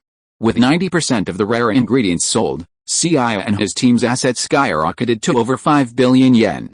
Of this, approximately 50% came from Dioscorea dragon meat, representing roughly 1/3 of the total revenue, a fact that made Minezuki bitterly regret. If they had known Dioscorea dragon was so valuable, they would have packed up all the leftovers and taken them home. But their lack of foresight resulted in a loss of at least tens of billions. To prevent such a recurrence, Minezuki invested heavily in a more comprehensive guide to rare ingredients directly from the Gourmet Chamber of Commerce headquarters. She also resolved to study diligently upon her return, determined not to let such a wasteful act happen to her a second time. That's right. Minezuki, who had previously been quite resistant to the idea of being a gourmet hunter, had completely changed her mind after this successful return. She had always believed that the comfort of being a top chef was the better path than risking her life as a gourmet hunter. But now, looking at the bank balances on their phones, Minezuki suddenly felt that gourmet hunting was truly a lucrative career. She and Seiya had toiled in the restaurant for over 2 months, working from dawn to dusk every day, only to earn tens of millions of yen, most of which had been contributed by Nakari Shinzeman and his other gullible clients. Meanwhile, they had been gourmet hunters in the food world for just over a week, enjoying daily delicacies and raking in over 5 billion yen. In comparison, Minezuki suddenly felt that gourmet hunting was even more appealing than cooking. While for most gourmet hunters, capturing rare ingredients in the gourmet world was dangerous, that certainly didn't include Seiya. For them, going to the gourmet world was a risky endeavor, while for Seiya, it was purely a matter of sourcing. Not only does he earn a good income, but he can also enjoy delicious food while growing stronger while lying down. Is there anything happier in this world? Besides earning over 5 billion yen, Seiya has also become a silver member of the Gourmet Club, enjoying a 10% discount and free delivery of previously expensive ingredients. To curry Seiya's favor and ensure he gets priority in providing the guild with rare ingredients, Guild President Hikaru Tsukimi even assigned him a dedicated customer service representative. From now on, whenever Seiya requests something, even if he's far away in Tokyo, they'll provide free delivery. This dedicated customer service representative is the same saleswoman who had enthusiastically introduced Seiya and his friends to the guild when they first arrived. When they first arrived at the camp, Seiya and Minezuki were relatively unknown. But when they left the camp this time, they became legends throughout the entire camp. Gourmet hunters who had previously interacted with Seiya gave him their contact information, hoping that he would take them on a trip to the food world next time, or even just to drink some soup with him. As for those who didn't know Seiya before, they all approached him to chat, hoping to become familiar with him. Among them were a few hot ladies who thought they were as good-looking and beautiful as Minezuki. And they also slipped notes to Seiya. Unfortunately, before Seiya could write down the number, the note was destroyed by Minezuki. Chapter 418, Yo Wang wants to recruit Shangaya as foreign aid? Tatsuki Academy, Polar Star Dormitory Kitchen. Ever since tasting Seiya's 3 no-sticks and fierce iced Taima, Soma Yukihira realized the gap between him and Seiya remained significant. Therefore, he decided to defeat the so-called 10 great masters of Tatsuki Academy before challenging Seiya, the boss. However, soon after enrolling, he encountered Arena's general, Mito Izumi, known as the Meat Charm, As one of the 10 great masters and the granddaughter of Tatsuki's commander-in-chief, Shinzima Nakiri, Arina wields considerable power and status within Tatsuki Academy. And compared to the 10 great masters who are obsessed with culinary research, Arina is equally passionate about managing Tatsuki. This is because she deeply admires her grandfather and does not want to see Tatsuki Academy decline. After being promoted to high school and earning a spot as one of the Tatsuki 10 elites, Arina's first move in managing Tatsuki Academy was to target the research clubs. These so-called research clubs were essentially similar to typical academy clubs. Tatsuki Academy allocated a monthly research budget to these clubs. Arina, however, believed that research clubs were not unacceptable, but that most of them were a complete waste of Tatsuki's funds and budget. Therefore, she categorized Tatsuki's research clubs into different levels, using various tactics to force those she considered inferior to disband. Yukihira Soma, newly arrived at Tatsuki Academy, was touring the research clubs when he encountered a meaty mess at the Rice Bowl Research Club. After hearing the other party's criticism of his cooking and learning that he was sent by Arina, Soma confronted him directly. Originally, the two were to have a Shokugeki competition to determine the survival of the Rice Bowl Research Society. However, upon learning that Arina dislikes Soma Yukihira, Niume added a gamble, threatening her expulsion.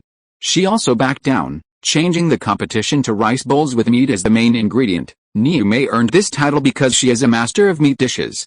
She had been in the upper echelons of junior high school, earning A's in all her meat-based dishes. While rice bowls with meat as the main ingredient was her specialty, meat was not Soma Yukihira's forte. Knowing Niume's prowess, Soma Yukihira remained undeterred. In the lead-up to the Shokugeki competition, he dedicated himself to creating impressive rice bowls. Unfortunately, even after a few days, while Yukihira Soma's Shoryuken steak rice bowl had garnered praise from both Tadakoro Megumi and Kanishi, the president of the Rice Bowl Research Association, who were trying it, Soma remained brow-furrowed, doubting that such a dish could defeat Nikumi. Nikumi was not only an expert in meat cooking, but her family's Mito Meat was also a leading beef company. Since this was a Shokuji battle, her opponent would undoubtedly give it his all, and the meat they used would undoubtedly be of exceptional quality. Furthermore, the opponent was a general under that woman, Arina. Though he was reluctant to admit it, after witnessing her several times, Yukihira Soma had to admit that her divine tongue was indeed something special. Under Arina's divine tongue critique, Nikumi was able to constantly identify flaws in her own cooking.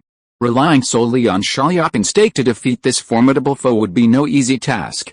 Glancing at Tadakoro Megumi and Kanishi before him, Soma Yukihira still felt they were a bit unreliable, so he decided to find someone more skilled in cooking to try his Shoryuken steak rice bowl. As this thought occurred to him, a certain figure suddenly popped into his mind.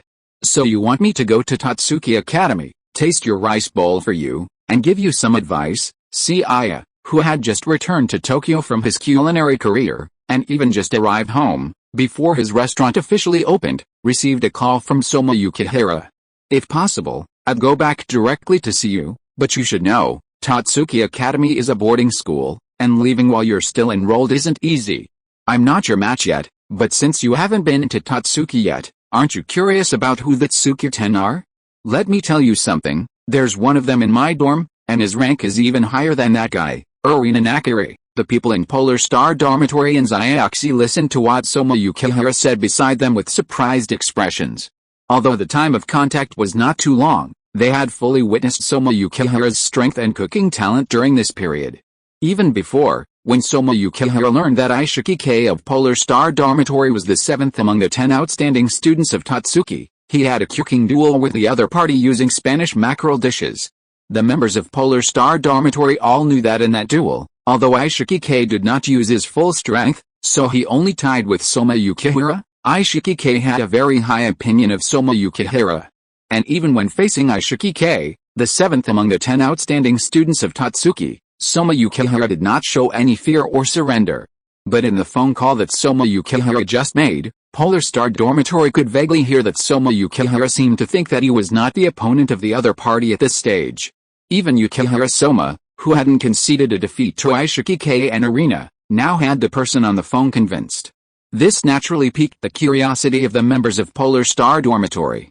Yukihira-san, was the person you just called your father, who owns a restaurant and teaches you how to cook? Seeing Yukihira hang up, The person who asked was Ryako Sakuki, a student in Polar Star Dormitory 112.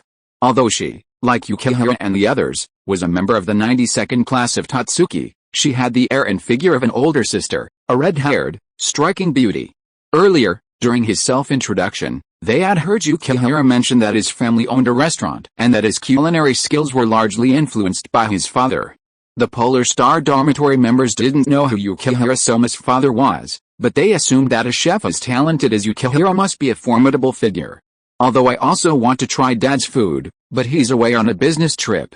The guy I just spoke to is my childhood friend and best friend, and he's also a great chef. Even though you don't know him, he should be a student at Tatsuki Academy now. If you are listening to this novel on a channel other than Fanfic World, it means it was downloaded and re-uploaded without effort. We warmly invite you to visit our channel, Fanfic World. There you will find the original version of this story and many other novels of various genres. We look forward to seeing you dive into a world of incredible novels. Chapter 419, The Legend of Seiya at Tatsuki Academy. Is he considered a student of Tatsuki Academy? Soma Yukihira's words also made the members of Polar Star Dormitory look confused. Yes, then he is. No, then he is not. What does it mean to be considered? Could it be that Soma Yukihira's childhood friend was originally a student of the middle department of Tatsuki Academy, but failed the entrance examination when he was promoted to the high department, so he became the considered, as Soma Yukihira said? My childhood friend originally did not take part in the entrance examination of Tatsuki Academy, but for some reasons, he was recognized by Arina Nakari's grandfather, so he became the special student of Tatsuki Academy. Isn't Arina Nakari's grandfather the commander-in-chief of Tatsuki Academy? Yoshino Yuuki, who reacted, was the first to exclaim in surprise. She is a student of the 92nd class together with Soma Yukihira, and is also a freshman in the advanced department this year. She has chestnut yellow hair tied into a bun, and just like her appearance, she is a lively girl. Compared with the style of her peer Sakuki Ryako, she doesn't look like someone of the same age. So the recent rumors about the special students in Tatsuki Academy are actually true? Before Soma Yukihira could speak, a young man with black hair and glasses, who looked very knowledgeable, pushed his glasses and spoke. Zenji Marui, a member of the Polar Star Dormitory, and like Soma Yukihira and the others, he is also a student of the 92nd term of Tatsuki. Although he is usually inconspicuous, he has a wealth of knowledge. He is usually keen on researching and analyzing food-related information, and he also has some understanding of some information happening in Tatsuki Academy. After seeing the curious eyes of several people, Zenji Marui also said, some time ago, a rumor suddenly appeared in Tatsuki Academy. It is said that an unprecedented special student appeared in our class. It is said that the other party's cooking was recognized by the Tatsuki general and the god's tongue, so he was personally recruited by the Tatsuki general and became our Tatsuki special student.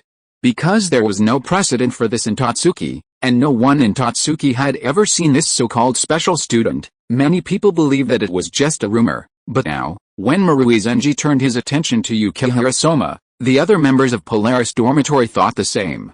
Under the gaze of everyone, Yukihira Soma finally nodded slowly and said, this rumor is basically true, because I was one of the people present at the time. It's even better to say that it was me who brought that old man, no, the Tatsuki commander-in-chief, to Seiya's store. At that time, facing the recruitment of the Tatsuki commander-in-chief, Seiya said that he only wanted to run his family's restaurant, so later on, after their negotiation, this so-called special student came into being. After hearing Yukihira Soma's confirmation, the members of Polaris Dormitory were even more surprised. Even the leader of the Polaris Dormitory members, Ishiki Wei, a student of the 91st batch of Tatsuki and 7th among the 10 outstanding students of Tatsuki, became very interested in this childhood friend that Yukihira Soma mentioned. Yukihira-san, did this friend you're talking about truly impress the Food Demon King and the God's Tongue with his cooking? Could you please tell us what kind of dish it was? The fact that the dish could impress both the Food Demon King and the God's Tongue, even leading the Tatsuki commander to personally request it, not only intrigued Daisuke Megumi, but also the rest of the Polar Star Dormitory. A flour dish featuring eggs as its main ingredient, and a sashimi dish that was a work of art, Yukihira Soma's pale and feeble description left everyone in the Polar Star Dormitory sulking, as such a dry explanation made it impossible for them to imagine what the two dishes actually looked like. It was a pity that Marui Zenji wasn't present at the time, otherwise he would have been able to vividly describe the situation, including the details of the two dishes. Yukihira-san, how good is your friend, who has become a special student at Tatsuki Academy, cooking? Or, in other words, how do you think he compares to you? Because Soma Yukihira's description was too pale and weak, Aishiki-wei changed the angle of the question and asked Soma Yukihira with a serious face. He had competed with Soma Yukihira before, and had a general understanding of Soma Yukihira's level. If they used it as a reference standard, they could also roughly understand the level of this special student from Tatsuki. Is Seiya's cooking level? Before eating that fierce ice fresh Thai mountain, I always thought that his level was not much different from mine. Even if he was slightly better than me, the gap was very limited. But since that day, I have clearly felt that there is a huge gap between him and me. Even in terms of knife skills, I have never seen anyone better than him so far, not even my father who I have never been able to defeat. If you want to ask me about Seiya's cooking level, I can only say that he is very strong. Whether it is the heat control, knife skills and other techniques, they are far stronger than ordinary people. At least at this stage, I don't see any hope of winning against him. And that guy Seiya is quite good at hiding his shortcomings. He even deceived me and my father before. When we all thought that he had no talent for cooking, he defeated me in a counterattack. When I thought that the gap between him and me was not much, he quickly taught me another lesson. Perhaps, the fierce ice Thai mountain that we saw last time was not all he could do. Hearing Soma Yukihira's evaluation of Seiya, everyone in Polar Star Dormitory was quite surprised. Because the Soma Yukihira in front of them is also a big shot in Tatsuki. It's okay that he didn't flinch in the face of Arena and Aishiki Satoshi, the 10 outstanding students of Tatsuki. At the opening ceremony, he threatened to step on everyone under his feet in front of all the students of Tatsuki. Such an arrogant person now says that he can't beat that special student at this stage. Then, how strong will that winner in Seiya be? On the other side of winner in restaurant, Seiya, who had just hung up the phone, obviously didn't expect that he hadn't been to Tatsuki yet, but there were already many legends about him in Tatsuki. Minazuki, I'm planning to go to Tatsuki. Besides the fact that I was asked to go by that guy Soma Yukihira, Tatsuki will be conducting residential training soon. According to the agreement I made with Shinzima Nakari before, as a special student of Tatsuki Academy, I cannot miss the important tests and competitions. After hearing what Seiya said, Minazuki sighed deeply. She really wanted to go to Tatsuki Academy with Seiya. Unfortunately, the rules of Tatsuki Academy are very strict. As a non-school staff, it is very difficult to enter Tatsuki. With the improvement of her physical fitness and Seiya's culinary instruction, she is now confident that she can pass the entrance examination of Tatsuki Academy. Of course, the premise is that the examiner is not a pervert like Arena, but unfortunately, she is too old to be a high school student. Chapter 420, Seiya arrives at the Polar Star Dormitory. Tatsuki Seiryo Culinary Academy, also known as Tatsuki Gakuen, is currently considered the highest culinary institution in Japan. Seiya had previously only heard that Tatsuki Gakuen was a wealthy academy, but he hadn't yet grasped the specifics. It wasn't until his first visit today that he truly realized how wealthy chefs in the culinary world truly are. Unlike most academies, Tatsuki's main entrance is a simple wooden door resembling a mansion, yet the entire academy is nestled against a mountainside. Simply standing at the entrance, one can clearly see the towering buildings at the foot, mid-mountain, and summit. When Seiya attempted to enter Tatsuki Gakuen, he was quickly stopped by two burly guards. Only after he showed them his student's ID and explained his status as a special student was he finally allowed in. Upon entering Tatsuki Gakuen, Seiya realized that his previous assessment of Tatsuki Gakuen's grandeur was somewhat biased. It's more like a small town than an academy. From the moment Seiya entered the school gates to the address for Polar Star Dormitory, which Soma Yukihira had given him, it took him a full 2 hours to walk. The various road signs along the way clearly demonstrated the academy's comprehensive and advanced facilities. It's no wonder that Tatsuki students choose to stay here for their boarding school years after entering, as it offers virtually everything, making it virtually indistinguishable from any other small town. Furthermore, since Tatsuki students typically come from well-established culinary families or major players in the food and beverage industry, they must also be well-fed. This results in not only comprehensive facilities, but also the finest in every aspect. Soma Yukihira's Polar Star Dormitory may appear rather plain, but the residents are anything but ordinary. It's said that every year, those who reside there have become top 10 students, making Polar Star Dormitory quite famous within Tatsuki. Compared to Tatsuki Academy, the middle school Soma Yukihira and I attended was a poor school. Tuition must be very expensive here, but that Nakari Shinzima never seemed to ask me for money, Seiya muttered as he walked. Finally, near dusk, he arrived at the so-called Polar Star Dormitory. Just as he was about to head to room 303, where Soma Yukihira was staying, he was stopped by a woman with a rather unorthodox hairstyle. Seeing Seiya's dusty appearance and the heavy bags he carried, she assumed he was a Tatsuki student planning to stay there. So, she explained the rules of Polar Star Dormitory and explained that while it was located in Tatsuki, it was not under the jurisdiction of Tatsuki Academy. Because Polar Star Dormitory was so famous, many Tatsuki students had come to visit because of its reputation. Now, if anyone wanted to stay there, they had to serve a meal that satisfied her. Amito Fumio, the Polar Star Dormitory's administrator, calls herself the Holy Mother of the Polar Star, but the other dorm members call her the Ghost of the Polar Star. Seiya initially tried to explain that he wasn't here to stay in Polar Star Dormitory, but was simply looking for someone.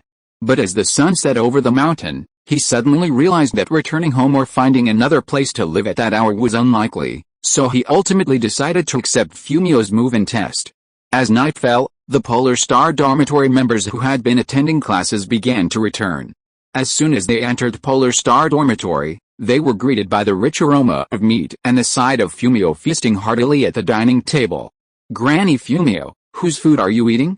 It smells so good." Yoshino Yuuki, who arrived first, saw Fumio enjoying something with a look of ecstasy on her face. She assumed someone from Polar Star Dormitory had shown off their cooking skills, so she approached to get a piece of the action. "It's just a simple home-cooked potato stew. If you'd like some, I can serve you some. I happen to have made quite a bit." Seeing the strange, black-haired boy emerge from the kitchen, Yoshino Yuuki was stunned for a moment, having never seen him before in Polar Star Dormitory.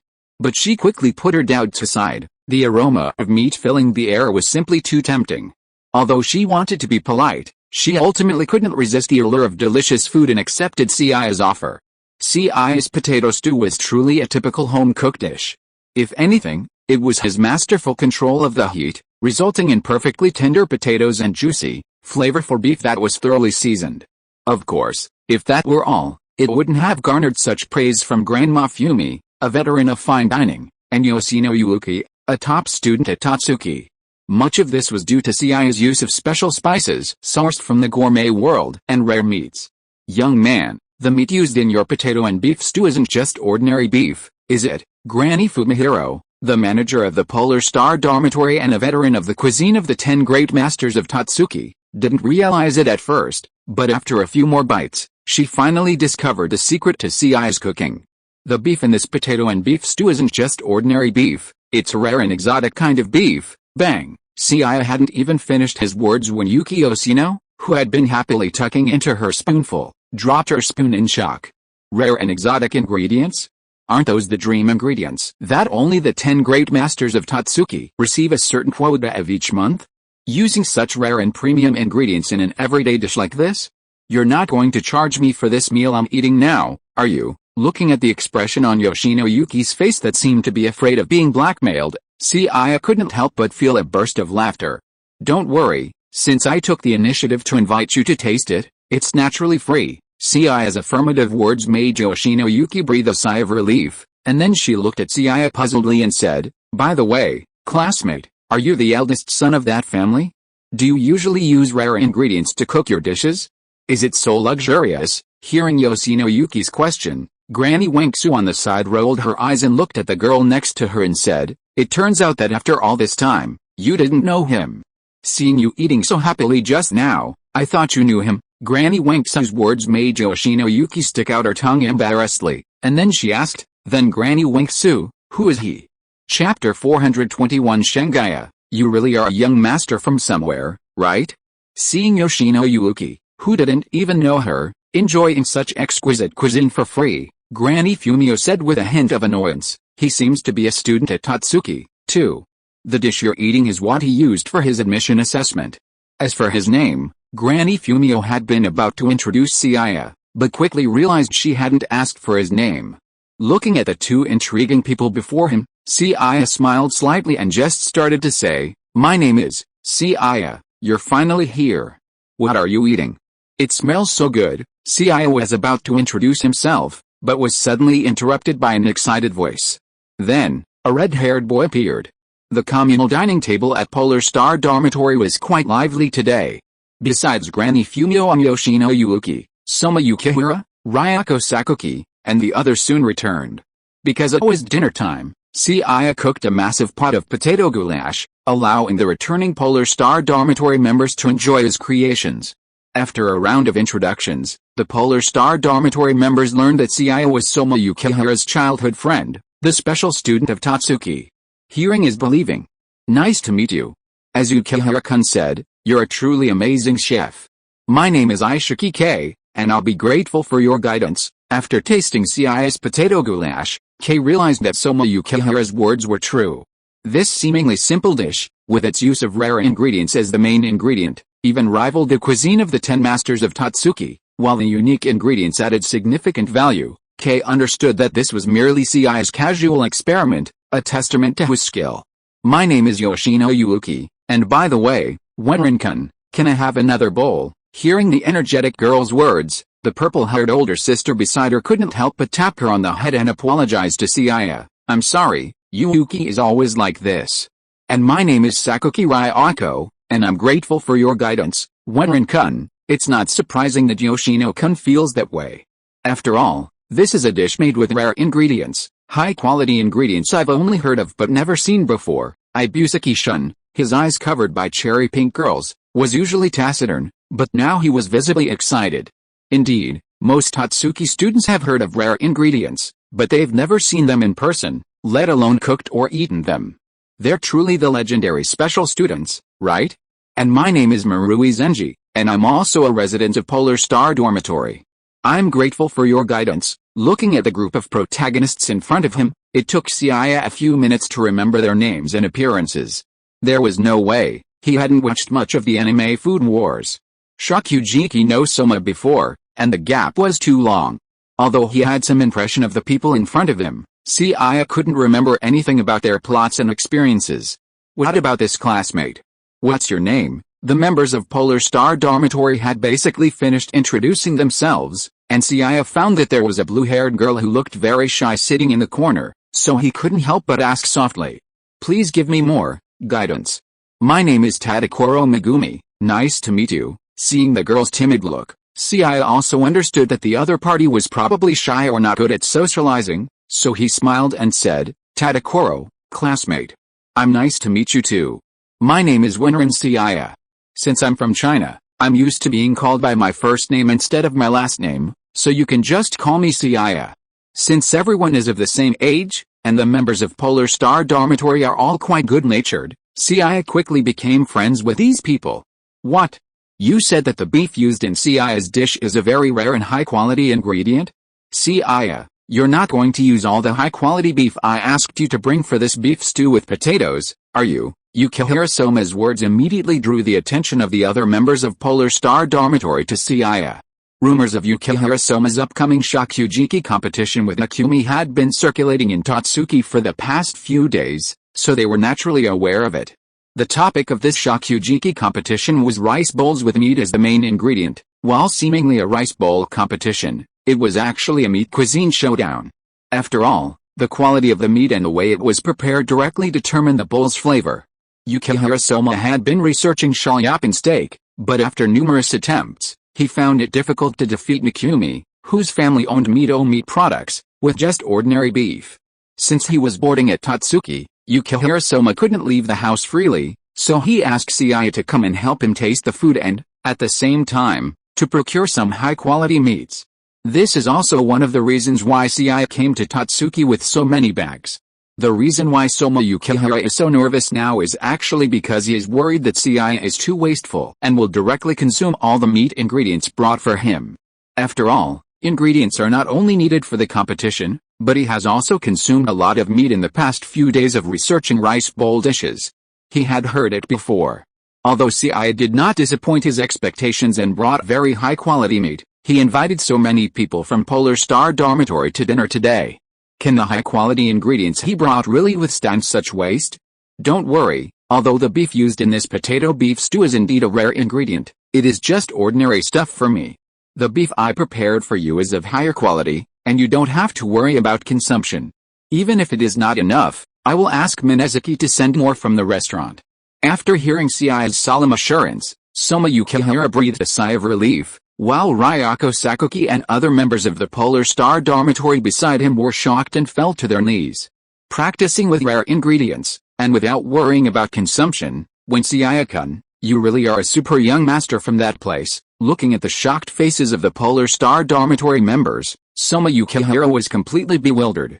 Seeing their expressions, Megumi Tadakoro, who was sitting next to him, couldn't help but sigh and said, Yukihira-kun, do you know what rare ingredients are? Having heard Shinzemon talk about it before in Seiya's shop, Soma Yukihira nodded and said, I know a little. I heard that if you become one of the 10 outstanding Tatsuki, you can get a certain quota every month, but what's the big deal? Chapter 422, Seiya moves into the Polar Star Dormitory. So what? Upon hearing Soma Yukihira's disapproving words, the Polar Star Dormitory members present rolled their eyes at him. Ishiki Wei, the only one of the 10 greatest Tatsuki present who had come into contact with rare ingredients, had put on a cool apron and said, Yukihira-san, you still know too little about rare ingredients. Rare ingredients are precious, even more precious than you can imagine. The 10 greatest Tatsuki can obtain a certain amount of rare ingredients every month. This is entirely due to the outstanding status of Tatsuki Academy itself in the culinary world.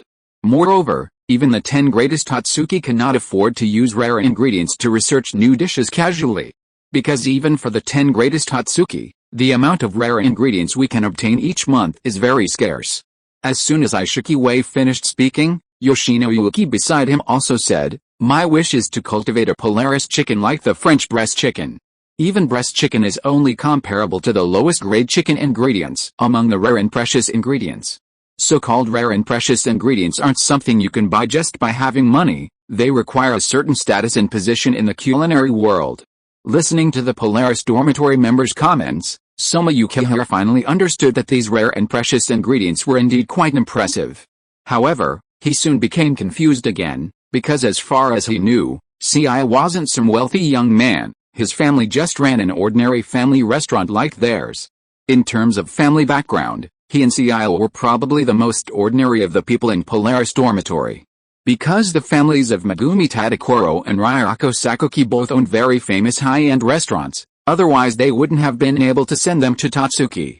So the question was, rare and precious ingredients were so rare and precious, and their good brother's restaurant was on the verge of bankruptcy a while ago, so how did they get such high-end stuff now? Seiya, are you finally going to give yourself to that devil Minazuki to help me win the food battle? There was a reason why Yukihira Soma thought of Minazuki. First, that woman was quite wealthy. Second, that woman had connections. When she tried to buy their restaurant, she cut off their supply. Third, Yukihira Soma had long suspected that Minazuki had been coveting his buddy's body for a long time. Get out of here. I'd sell myself for someone like you? You're kidding. Anyway, something happened, so I have all these so-called rare ingredients on hand. Seeing Yukihira Soma approaching him with a tearful expression, Seiya kicked him away with a look of disgust. Upon learning that Seiya had managed to secure a trove of ingredients that were a dream for any chef without having to sell himself, Soma was heartbroken. It's one thing for his brother to have been hiding his inner circle from him, and even surpass him in culinary skills, but now, even the hardware and other conditions have left him far behind. Thinking back to a while ago, in order to prevent his brother from being left alone in the future, he was even thinking about recruiting Seiya to help out at his family's restaurant, but now he's really worried about his brother suffering and driving a Land Rover. Hey Seiya, I wonder if you have any rare ingredients suitable for fermentation? I can buy them from you at a price above the market price. Sakuki Ryako's sudden words reminded the other members of the Polar Star Dormitory that they now had a treasure trove standing right next to them. For chefs, good ingredients are also very important. Rare ingredients that are hard to come by seem like street vendor goods at Seiya's place. How could they miss such an opportunity? And me, Seiya, Do you have any rare chicken ingredients? If you have chicken pups, that would be even better. I want to try to crossbreed them with the Polaris chicken I've bred. Hearing what Sakuki Ryako and Yoshino Yuki said, Seiya was stunned for a moment, and then walked towards the kitchen. Seeing that Seiya remained silent, Sakuki Ryako and Yoshino Yuki also reacted. It seemed that a request was a bit too much. She was about to apologize when she saw Seiya coming out with a big bag. I don't know if the rare ingredients you want are here. If so, take them first. If not, I can have someone send them over, but it will take some time. Since the last incident, Seiya is now a silver VIP member of the Gourmet Chamber of Commerce. As long as Seiya does not capture rare ingredients of too high level, the Chamber of Commerce in the camp should be able to deliver them to his door as long as Seiya asks. As for Sakuki Ryako, Yoshino Yuki and other members of the Polar Star Dormitory present, they were almost dumbfounded when they saw the rare ingredients taken out in front of Seiya. Originally, they only thought that Seiya might have certain channels to get rare ingredients, but they didn't expect that his way would be so wild. I officially declare that Seiya will be my best friend from now on. Hearing what Sakuki Ryako said, the other people present rolled their eyes, but soon, they also joined in. There was no way. Seiya's thigh was too thick, they had no reason not to lick him. Although the entrance examinations and some competitions of Tatsuki Academy all require the use of ingredients provided by the school, there are sometimes exceptions. For example, in Tatsuki, the food battle that is enough to determine the fate of both parties, generally the ingredients are prepared by themselves. In addition to the cooking level of the chef himself, the quality of the ingredients also accounts for a huge proportion of a delicious dish. And in the future, if there is a thigh like Seiya to provide rare ingredients, whether it is an assessment or a food battle, wouldn't some members of Polar Star Dormitory have an innate advantage in terms of ingredients? When Soma Yukihiro moved into Polar Star Dormitory, Sakuki Ryako and others held a welcome party for him, so it is natural that there was also a welcome party when Seiya successfully moved into Polar Star Dormitory. Moreover, Seiya's welcome party was much more lively than Soma Yukihiro's. In order to welcome the arrival of Seiya, the big and thick-legged one, the members of Polar Star Dormitory even took out their secret dishes that they usually couldn't bear to eat, which made Soma Yukihiro feel a little jealous. Seiya's room in Polar Star Dormitory was number 114, right between Ryako Sakuki and Yuki Yoshino. However, because this room had not been cleaned up yet, in the end, everyone in Polar Star Dormitory went to room 205 for the welcome party despite the protest of Zenji Marui. Finally, when everyone was drunk on the homemade brew fermented by Ryako Sakuki, Seiya looked at Soma Yukihiro, whom he hadn't seen for a long time, and teased, "How is it? Are you sure you can win this food battle? I just heard from Ryako that the meat-loving girl is a beautiful girl with fiery ingredients. You are also betting your chastity in this food battle." Chapter 423, The Dishes That Overshadow the Guests. God damn it, gamble on chastity. That's a battle where we're gamble on our integrity, gamble on our beliefs. If I lose, I'll have to leave Tatsuki Academy and be expelled, and if that Mikumi loses, she'll have to join the Rice Bowl Research Club. I see, so it's a food battle where the freedom of beautiful girls is at stake? So after that beautiful girl called Mikumi joins the Rice Bowl Research Club, will you force her to do anything weird? Upon hearing what Seiya said, a row of black lines instantly appeared on Soma Yukihiro's forehead, and he looked at him unhappily and said, "Hey, you guy, don't listen to their nonsense. You just met Sakuki-san and Yoshino-san today, right? Why did you pick up their bad habits? I don't have any weird thoughts about that Mikumi, and I'm not a member of the Rice Bowl Research Club. The reason I fought on their behalf is simply because I'm unhappy with what that woman Arena did. She acts so high and mighty, and divides dishes into different grades. As long as a dish can bring happiness to people, it is good dish, right? Why so many distinctions between high and low? The reason why Soma Yukihiro doesn't like Minazuki is because she used to be the same as Arena now. Even Arena Nakari's approach is even more overbearing and unreasonable. How can a guy who wantonly tramples on other people's culinary dreams have the qualifications to call himself a chef? I understand, your target is not that Micharm, but that young lady Arena? I have to say, excluding her tsundere personality, young lady Arena is really not bad, so didn't I say that I understand, you can't stand what she does, trampling on other people's passion and dreams for cooking, right? Standard protagonist lines and templates, but according to the general plot routine, enemies like you might end up together in the end. Soma Yukihiro was too lazy to explain anything. He had figured out that Seiya was just making fun of him. He and Irina would be a couple? This was a joke. When he thought of the other party's arrogant look, Soma Yukihiro couldn't help but feel a chill when he thought that his future partner would be like this. If he really had no choice, even if Soma Yukihiro was gay, he would never choose that kind of tsundere lady. This is a rare opportunity. This time you brought the ingredients I need. Why don't you taste the rice bowl I made? Soma Yukihiro always said that Seiya was introverted, but in fact, this guy was the most introverted one. Every time he lost a competition with him or with Yukihiro Seiichiro, this guy would hide in the kitchen and try again and again.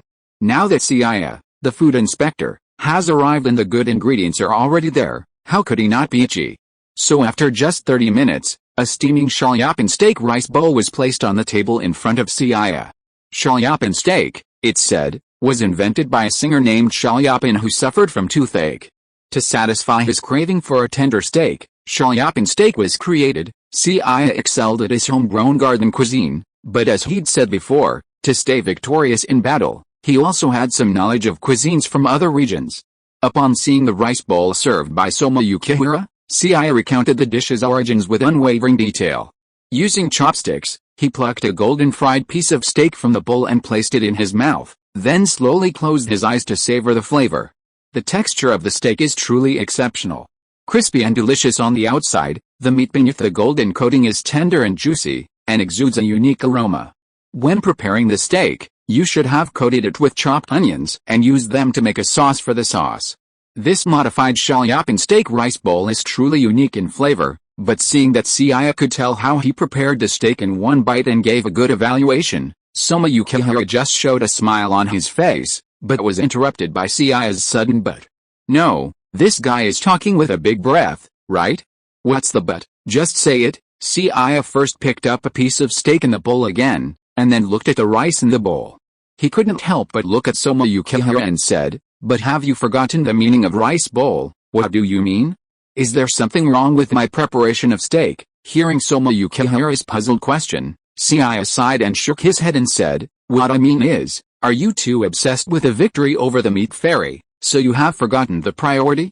The theme of your food battle this time is to decide the winner with rice bowl with meat as the main ingredient, right? In other words, the meat ingredients used in rice bowl are not limited to beef, and other meats can also be used. The reason you chose beef is simply because Miro Meat, the meat-loving company, can provide high-quality beef. So you want to defeat her in her area of expertise, right?" Faced with his childhood friend exposing his thoughts, Soma Yukihiro didn't deny it. After all, he had always been a strong-willed person. The first time he lost to Seiya, he had cooked seafood fried rice for days straight. What was the big deal about something like that? If you want to win, you naturally have to convince the other party. So, what does this have to do with what you just said? Seeing that Soma Yukihiro hadn't reacted, Seiya tapped the rice bowl in front of him with his chopsticks and said, "It's a big deal. You have to understand that what you are competing for now is not steak cooking, but rice bowls with meat as the main ingredient. The existence of steak is only to make the rice bowl more delicious, not to focus on the steak and ignore the original meaning of the rice bowl. Fortunately, you are not a member of the Rice Bowl Research Society. Otherwise, if I were the president, I would definitely kick you out of the Research Society immediately. In your eyes, rice bowl refers to the steak on top? If so, wouldn't it be better to just eat the steak directly?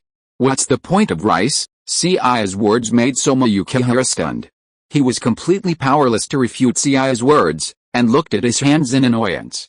As a chef, he was so obsessed with determining the winner in the meat duel that he actually forgot the meaning of the dish itself. Simply put, you've been so obsessed with studying the taste of the steak that it has become a bit of a distraction. The rice itself is no longer worthy of the steak on top, which will make the guests find the rice underneath difficult to swallow after eating the steak. Chapter 424, Why would the protagonist of a hot-blooded anime need chicken soup? And putting aside the rice issue, there's something wrong with the cooking method of this shalyapin steak itself. A dejected Soma Yukihiro looked up in surprise when Seiya spoke again. He admitted that he'd overlooked the rice in his donburi, but even his carefully prepared steak had a problem. Your idea of using onions on the steak is certainly a good one. It allows the steak to have its own unique flavor and a tender texture. But this method is probably what you are thinking of using for cheap beef, right? The beef you just used comes from a rare species called barbecued beef. The catch grade of this rare species refers to the quality and rarity of the meat itself. While not exceptionally high for a rare species, it's still significantly higher than regular beef. The meat of this barbecued beef exudes a rich aroma of barbecue sauce, as if it were inherently marinated in it, but the flavor is limited by its own flavor. Using onions as a secondary marinade and smear is a bit superfluous, creating a clash of flavors. Simply put, not only are you failing to leverage the unique strengths of the rare ingredients, you're actually ruining their flavor and texture. For most chefs, rare ingredients are unfamiliar, and leveraging their inherent strengths is a complex task. This is why ordinary chefs never encounter rare ingredients. Ordinary chefs, bound by fixed recipes, lack the ability to adapt, ultimately wasting rare and precious ingredients. After picking up a steak with chopsticks and putting it in his mouth, Yukihira Soma quickly noticed the problem Seiya was referring to, and became even more dejected. Seiya, however, offered no comfort, but instead walked out of the kitchen. It was only then that he discovered that the Polar Star Dormitory's staff had woken up at some point and were eavesdropping outside. Seiya, you're amazing. With just one bite, you've identified so many flaws in Yukihira's cooking. Yes, and the issues you've pointed out have completely driven Yukihira-san into autism. Could you possibly possess Serena Nakare's sharp tongue? Ahem, divine tongue? They'd all witnessed Yukihira Soma's culinary prowess before. It rivaled Aishiki Megumi's. Normally, a chef of that caliber wouldn't be so devastated by a few issues with his cooking that he doubted his life the way he was now. But Seiya had just used a few pointed comments to turn the previously confident Yukihira Soma into this state. It was truly terrifying. Hearing the complaints from Yoshinouki and the others, Seiya rolled his eyes and said, "I'm not Irina's son, dear, sharp tongue. I was simply offering an objective assessment of the dish. And while I may not possess the divine tongue, I do have a good eye." When the dish was served, I spotted the problem. Giving Soma an extra bite was purely to give Yukihira Soma face, to spare him the blow. Everyone in Polar Star Dormitory, the blow he has suffered now is big enough, okay? Sakuki Ryako and others looked at Seiya, who had an expression of "I did a good thing" in front of them, with a strange look on their faces. They suddenly found that this new dormitory mate seemed to have some dark potential. Well, it's very late now, everyone should go to bed early. This is my first time in Tatsuki, and I plan to go shopping tomorrow. After hearing Seiya's heartless words, Sakuki Ryako and others sighed and turned around to leave. Only the seemingly shy Tadakoro Megumi looked at the dejected Soma Yukihira in the kitchen with a worried look on her face. If you're worried about that guy, there's no need. As a friend who grew up with him, I can tell you responsibly that this little setback won't be a big deal to him. He doesn't need any comfort. In a few minutes, he'll be back to fighting spirit. Hearing Seiya's words, Tadakoro Megumi was initially skeptical. After all, she herself always took a long time to bounce back after a failure. Yukihira Soma's cooking skills were so impressive that he obviously rarely suffered such a setback, so it wouldn't happen so quickly. Watching the others leave, Tadakoro Megumi, after giving herself a pep talk because of Yukihira Soma's help in cooking class last time, considered going over to comfort him. However, she was stunned. Just as she was about to go into the kitchen to comfort the red-haired boy, he had already revived his fighting spirit and started working on his improved rice bowl again. The Shokugeki showdown between the Tatsuki transfer student and Mikumi was a highly anticipated event, so the crowds that gathered to watch the actual Shokugeki competition were enormous. Seiya, accompanying the other members of Polar Star Dormitory, had already secured prime seats from the start. Seeing the wave after wave of criticism directed at Soma Yukihira from the audience, their expressions suddenly shifted to a settled tone. Yuki Yoshino and the others had originally intended to come and cheer on Soma Yukihira and the others, but after seeing the disparity in popularity between Soma and Mikumi, they felt a bit timid. Mikumi is cute and has a hot body. She immediately took off her jacket, a welcome treat for the men in the audience, leading to a flurry of cheers. However, when Kawashima, the host, introduced Soma Yukihira, the crowd booed. Mikumi's popularity was one thing, but it was also due to Soma Yukihira's previous outburst during the opening ceremony, which had proven her to be too arrogant. No one wants to be stepped on by others, let alone a little-known transfer student like Yukihira Soma. When the school started, he had already aroused the hatred of the students of Tatsuki. The members of Polar Star Dormitory originally planned to come here to support Yukihira Soma, but seeing that everyone at the scene was cheering for Ramai, they didn't dare to speak up to cheer for Yukihira Soma. Although I have heard Zayahu say before that Yukihira's popularity in Tatsuki is very bad, and some people even planned to frame them in class assessments, but I never thought that his popularity would be so bad. Yoshino Yuki's words made the other members of Polar Star Dormitory not in agreement. However, just when they were struggling to decide whether to cheer for Yukihira Soma and the others, a voice suddenly rang out beside them, which made them instantly frown. Come on Ramai. Just a transfer student, you can beat him down in a few moves. Chapter 425 The Rice Bowl Food War begins. Come on, Niomei. That arrogant idiot from nowhere, take him down. Show him what the ultimate meat dish is. If such chants and cheers had come from the surrounding spectators, the members of Polar Star Dormitory wouldn't have been surprised. But when they saw who was waving their hands, cheering for Niomei and criticizing Yukihira Soma, they were speechless.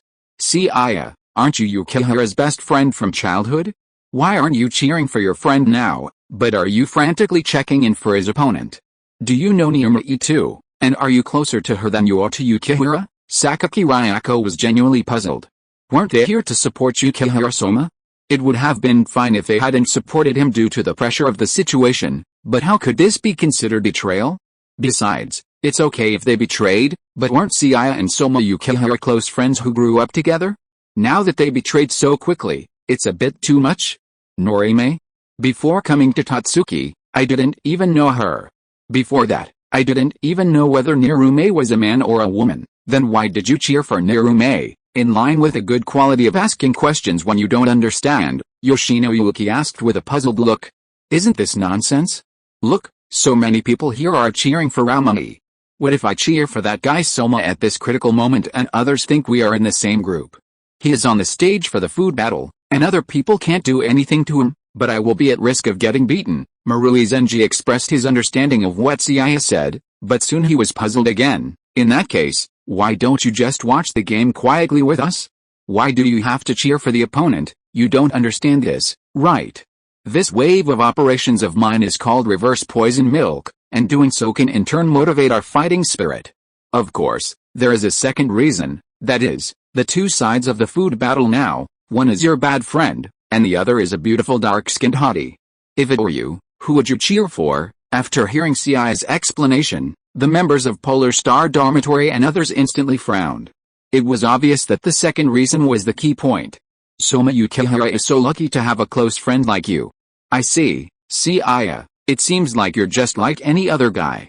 So, if it was Ryako who was fighting the Nikumi Shakugeki right now, who would you be rooting for? As Yoshino Yuki asked curiously, Sakaki Ryako also looked at Seiya curiously.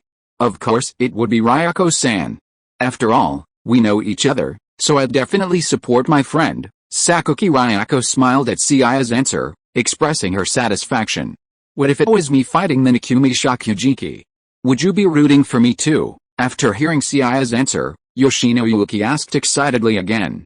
Well, I think maybe, I would be rooting for you. Yoshino Yuki, who had been excited, suddenly felt her expression drop when she heard Seiya's rather perfunctory response. What? Ryako's your friend, but I'm not, don't get me wrong, Yuki-san. I don't mean anything by that. You're a beautiful girl, but I'm more into older women. Upon hearing Seiya's response, Marui Zenji, Aishiki K, and the others looked at Sakaki Ryako next to them, then at the meaty girl on the stage, and finally at Yoshino Yuki's chest. They immediately gave Seiya an understanding expression. Seiya was right. From a male perspective, they would probably have made the same choice. The adorable, energetic girl, though slow to react, understood everything when she caught her companion's gazes. She pretended to bite Seiya in anger. Okay, I was just kidding. As compensation, I'll prioritize finding you the finest, rarest chicken. Is that okay, HMPH? That's more like it. I'll begrudgingly forgive you this time. While Seiya and the Polar Star Dormitory sparred, the food competition began, announced by host Kawashima. As the daughter of Miromeat, Ramai, as expected, unveiled the high-end ingredients shipped from home. When a slaughtered cow-like creature appeared on Raumi's stage via a crane, the audience gasped in surprise. The well-connected Tatsuki students had seen plenty of top-quality Wagyu beef, but the beef before Raumi was clearly no ordinary beef. In their entire lives, they had never seen a cow with such sharp blades sprouting from its back. The audience was so curious, even the 3 judges on stage were stunned. Soon, the host, Kawashima, received information about Raumi's ingredients. This is truly astonishing. Mito-san's beef is a rare and precious ingredient, even rarer for top chefs. The Iron Horse Running Bull, a rare and captivating level 8 beast, possesses the speed of a horse and the strength of an ox, a dangerous beast with both speed and strength. But the meat is also incredibly delicious, combining the tenderness and low calories of horse meat with the chewiness and high protein of beef. After hearing Kawashima's introduction, the audience erupted in astonishment. As the head of Miro Meat, the audience had expected Raumi to use high-end beef for the food battle, but they had never imagined she would resort to such a rare and precious ingredient. The Iron Horse Running Bull is a rare ingredient that must be captured at level 8, and its price reaches tens of thousands of yen per 100 grams. Although the Iron Horse Running Bull in front of Niume is only an underage calf judging by its size, its price is still not low. No, it's not a question of price anymore. Even if you have the money, you may not be able to find a way to buy it. Isn't it worthy of being the daughter of Miro Meat? It seems that Miss Nakiri really hopes that Yukihira-san will drop out of school. With the capabilities of Niume's Mito Meat alone, it is impossible to obtain this level of rare ingredients in a short period of time, let alone a whole cow. This clearly shows that Miss Nakiri of Artatsuki has made a lot of efforts behind the scenes to help Niume win this food battle. Aishiki Megumi, who is also one of the 10 greatest Tatsuki, knows very well how rare ingredients are. Raumi's Mito Meat may be able to obtain rare ingredients of this level, but it will not allow Raumi to use such high-quality meat in such a casual occasion. End of this chapter. Thank you so much for reading until the end. Don't forget to give it a like. Looking for more exclusive content and immediate access? Subscribe to our Patreon. Remember, every like, subscription or donation encourages us to continue. Thank you all. See you in the next video.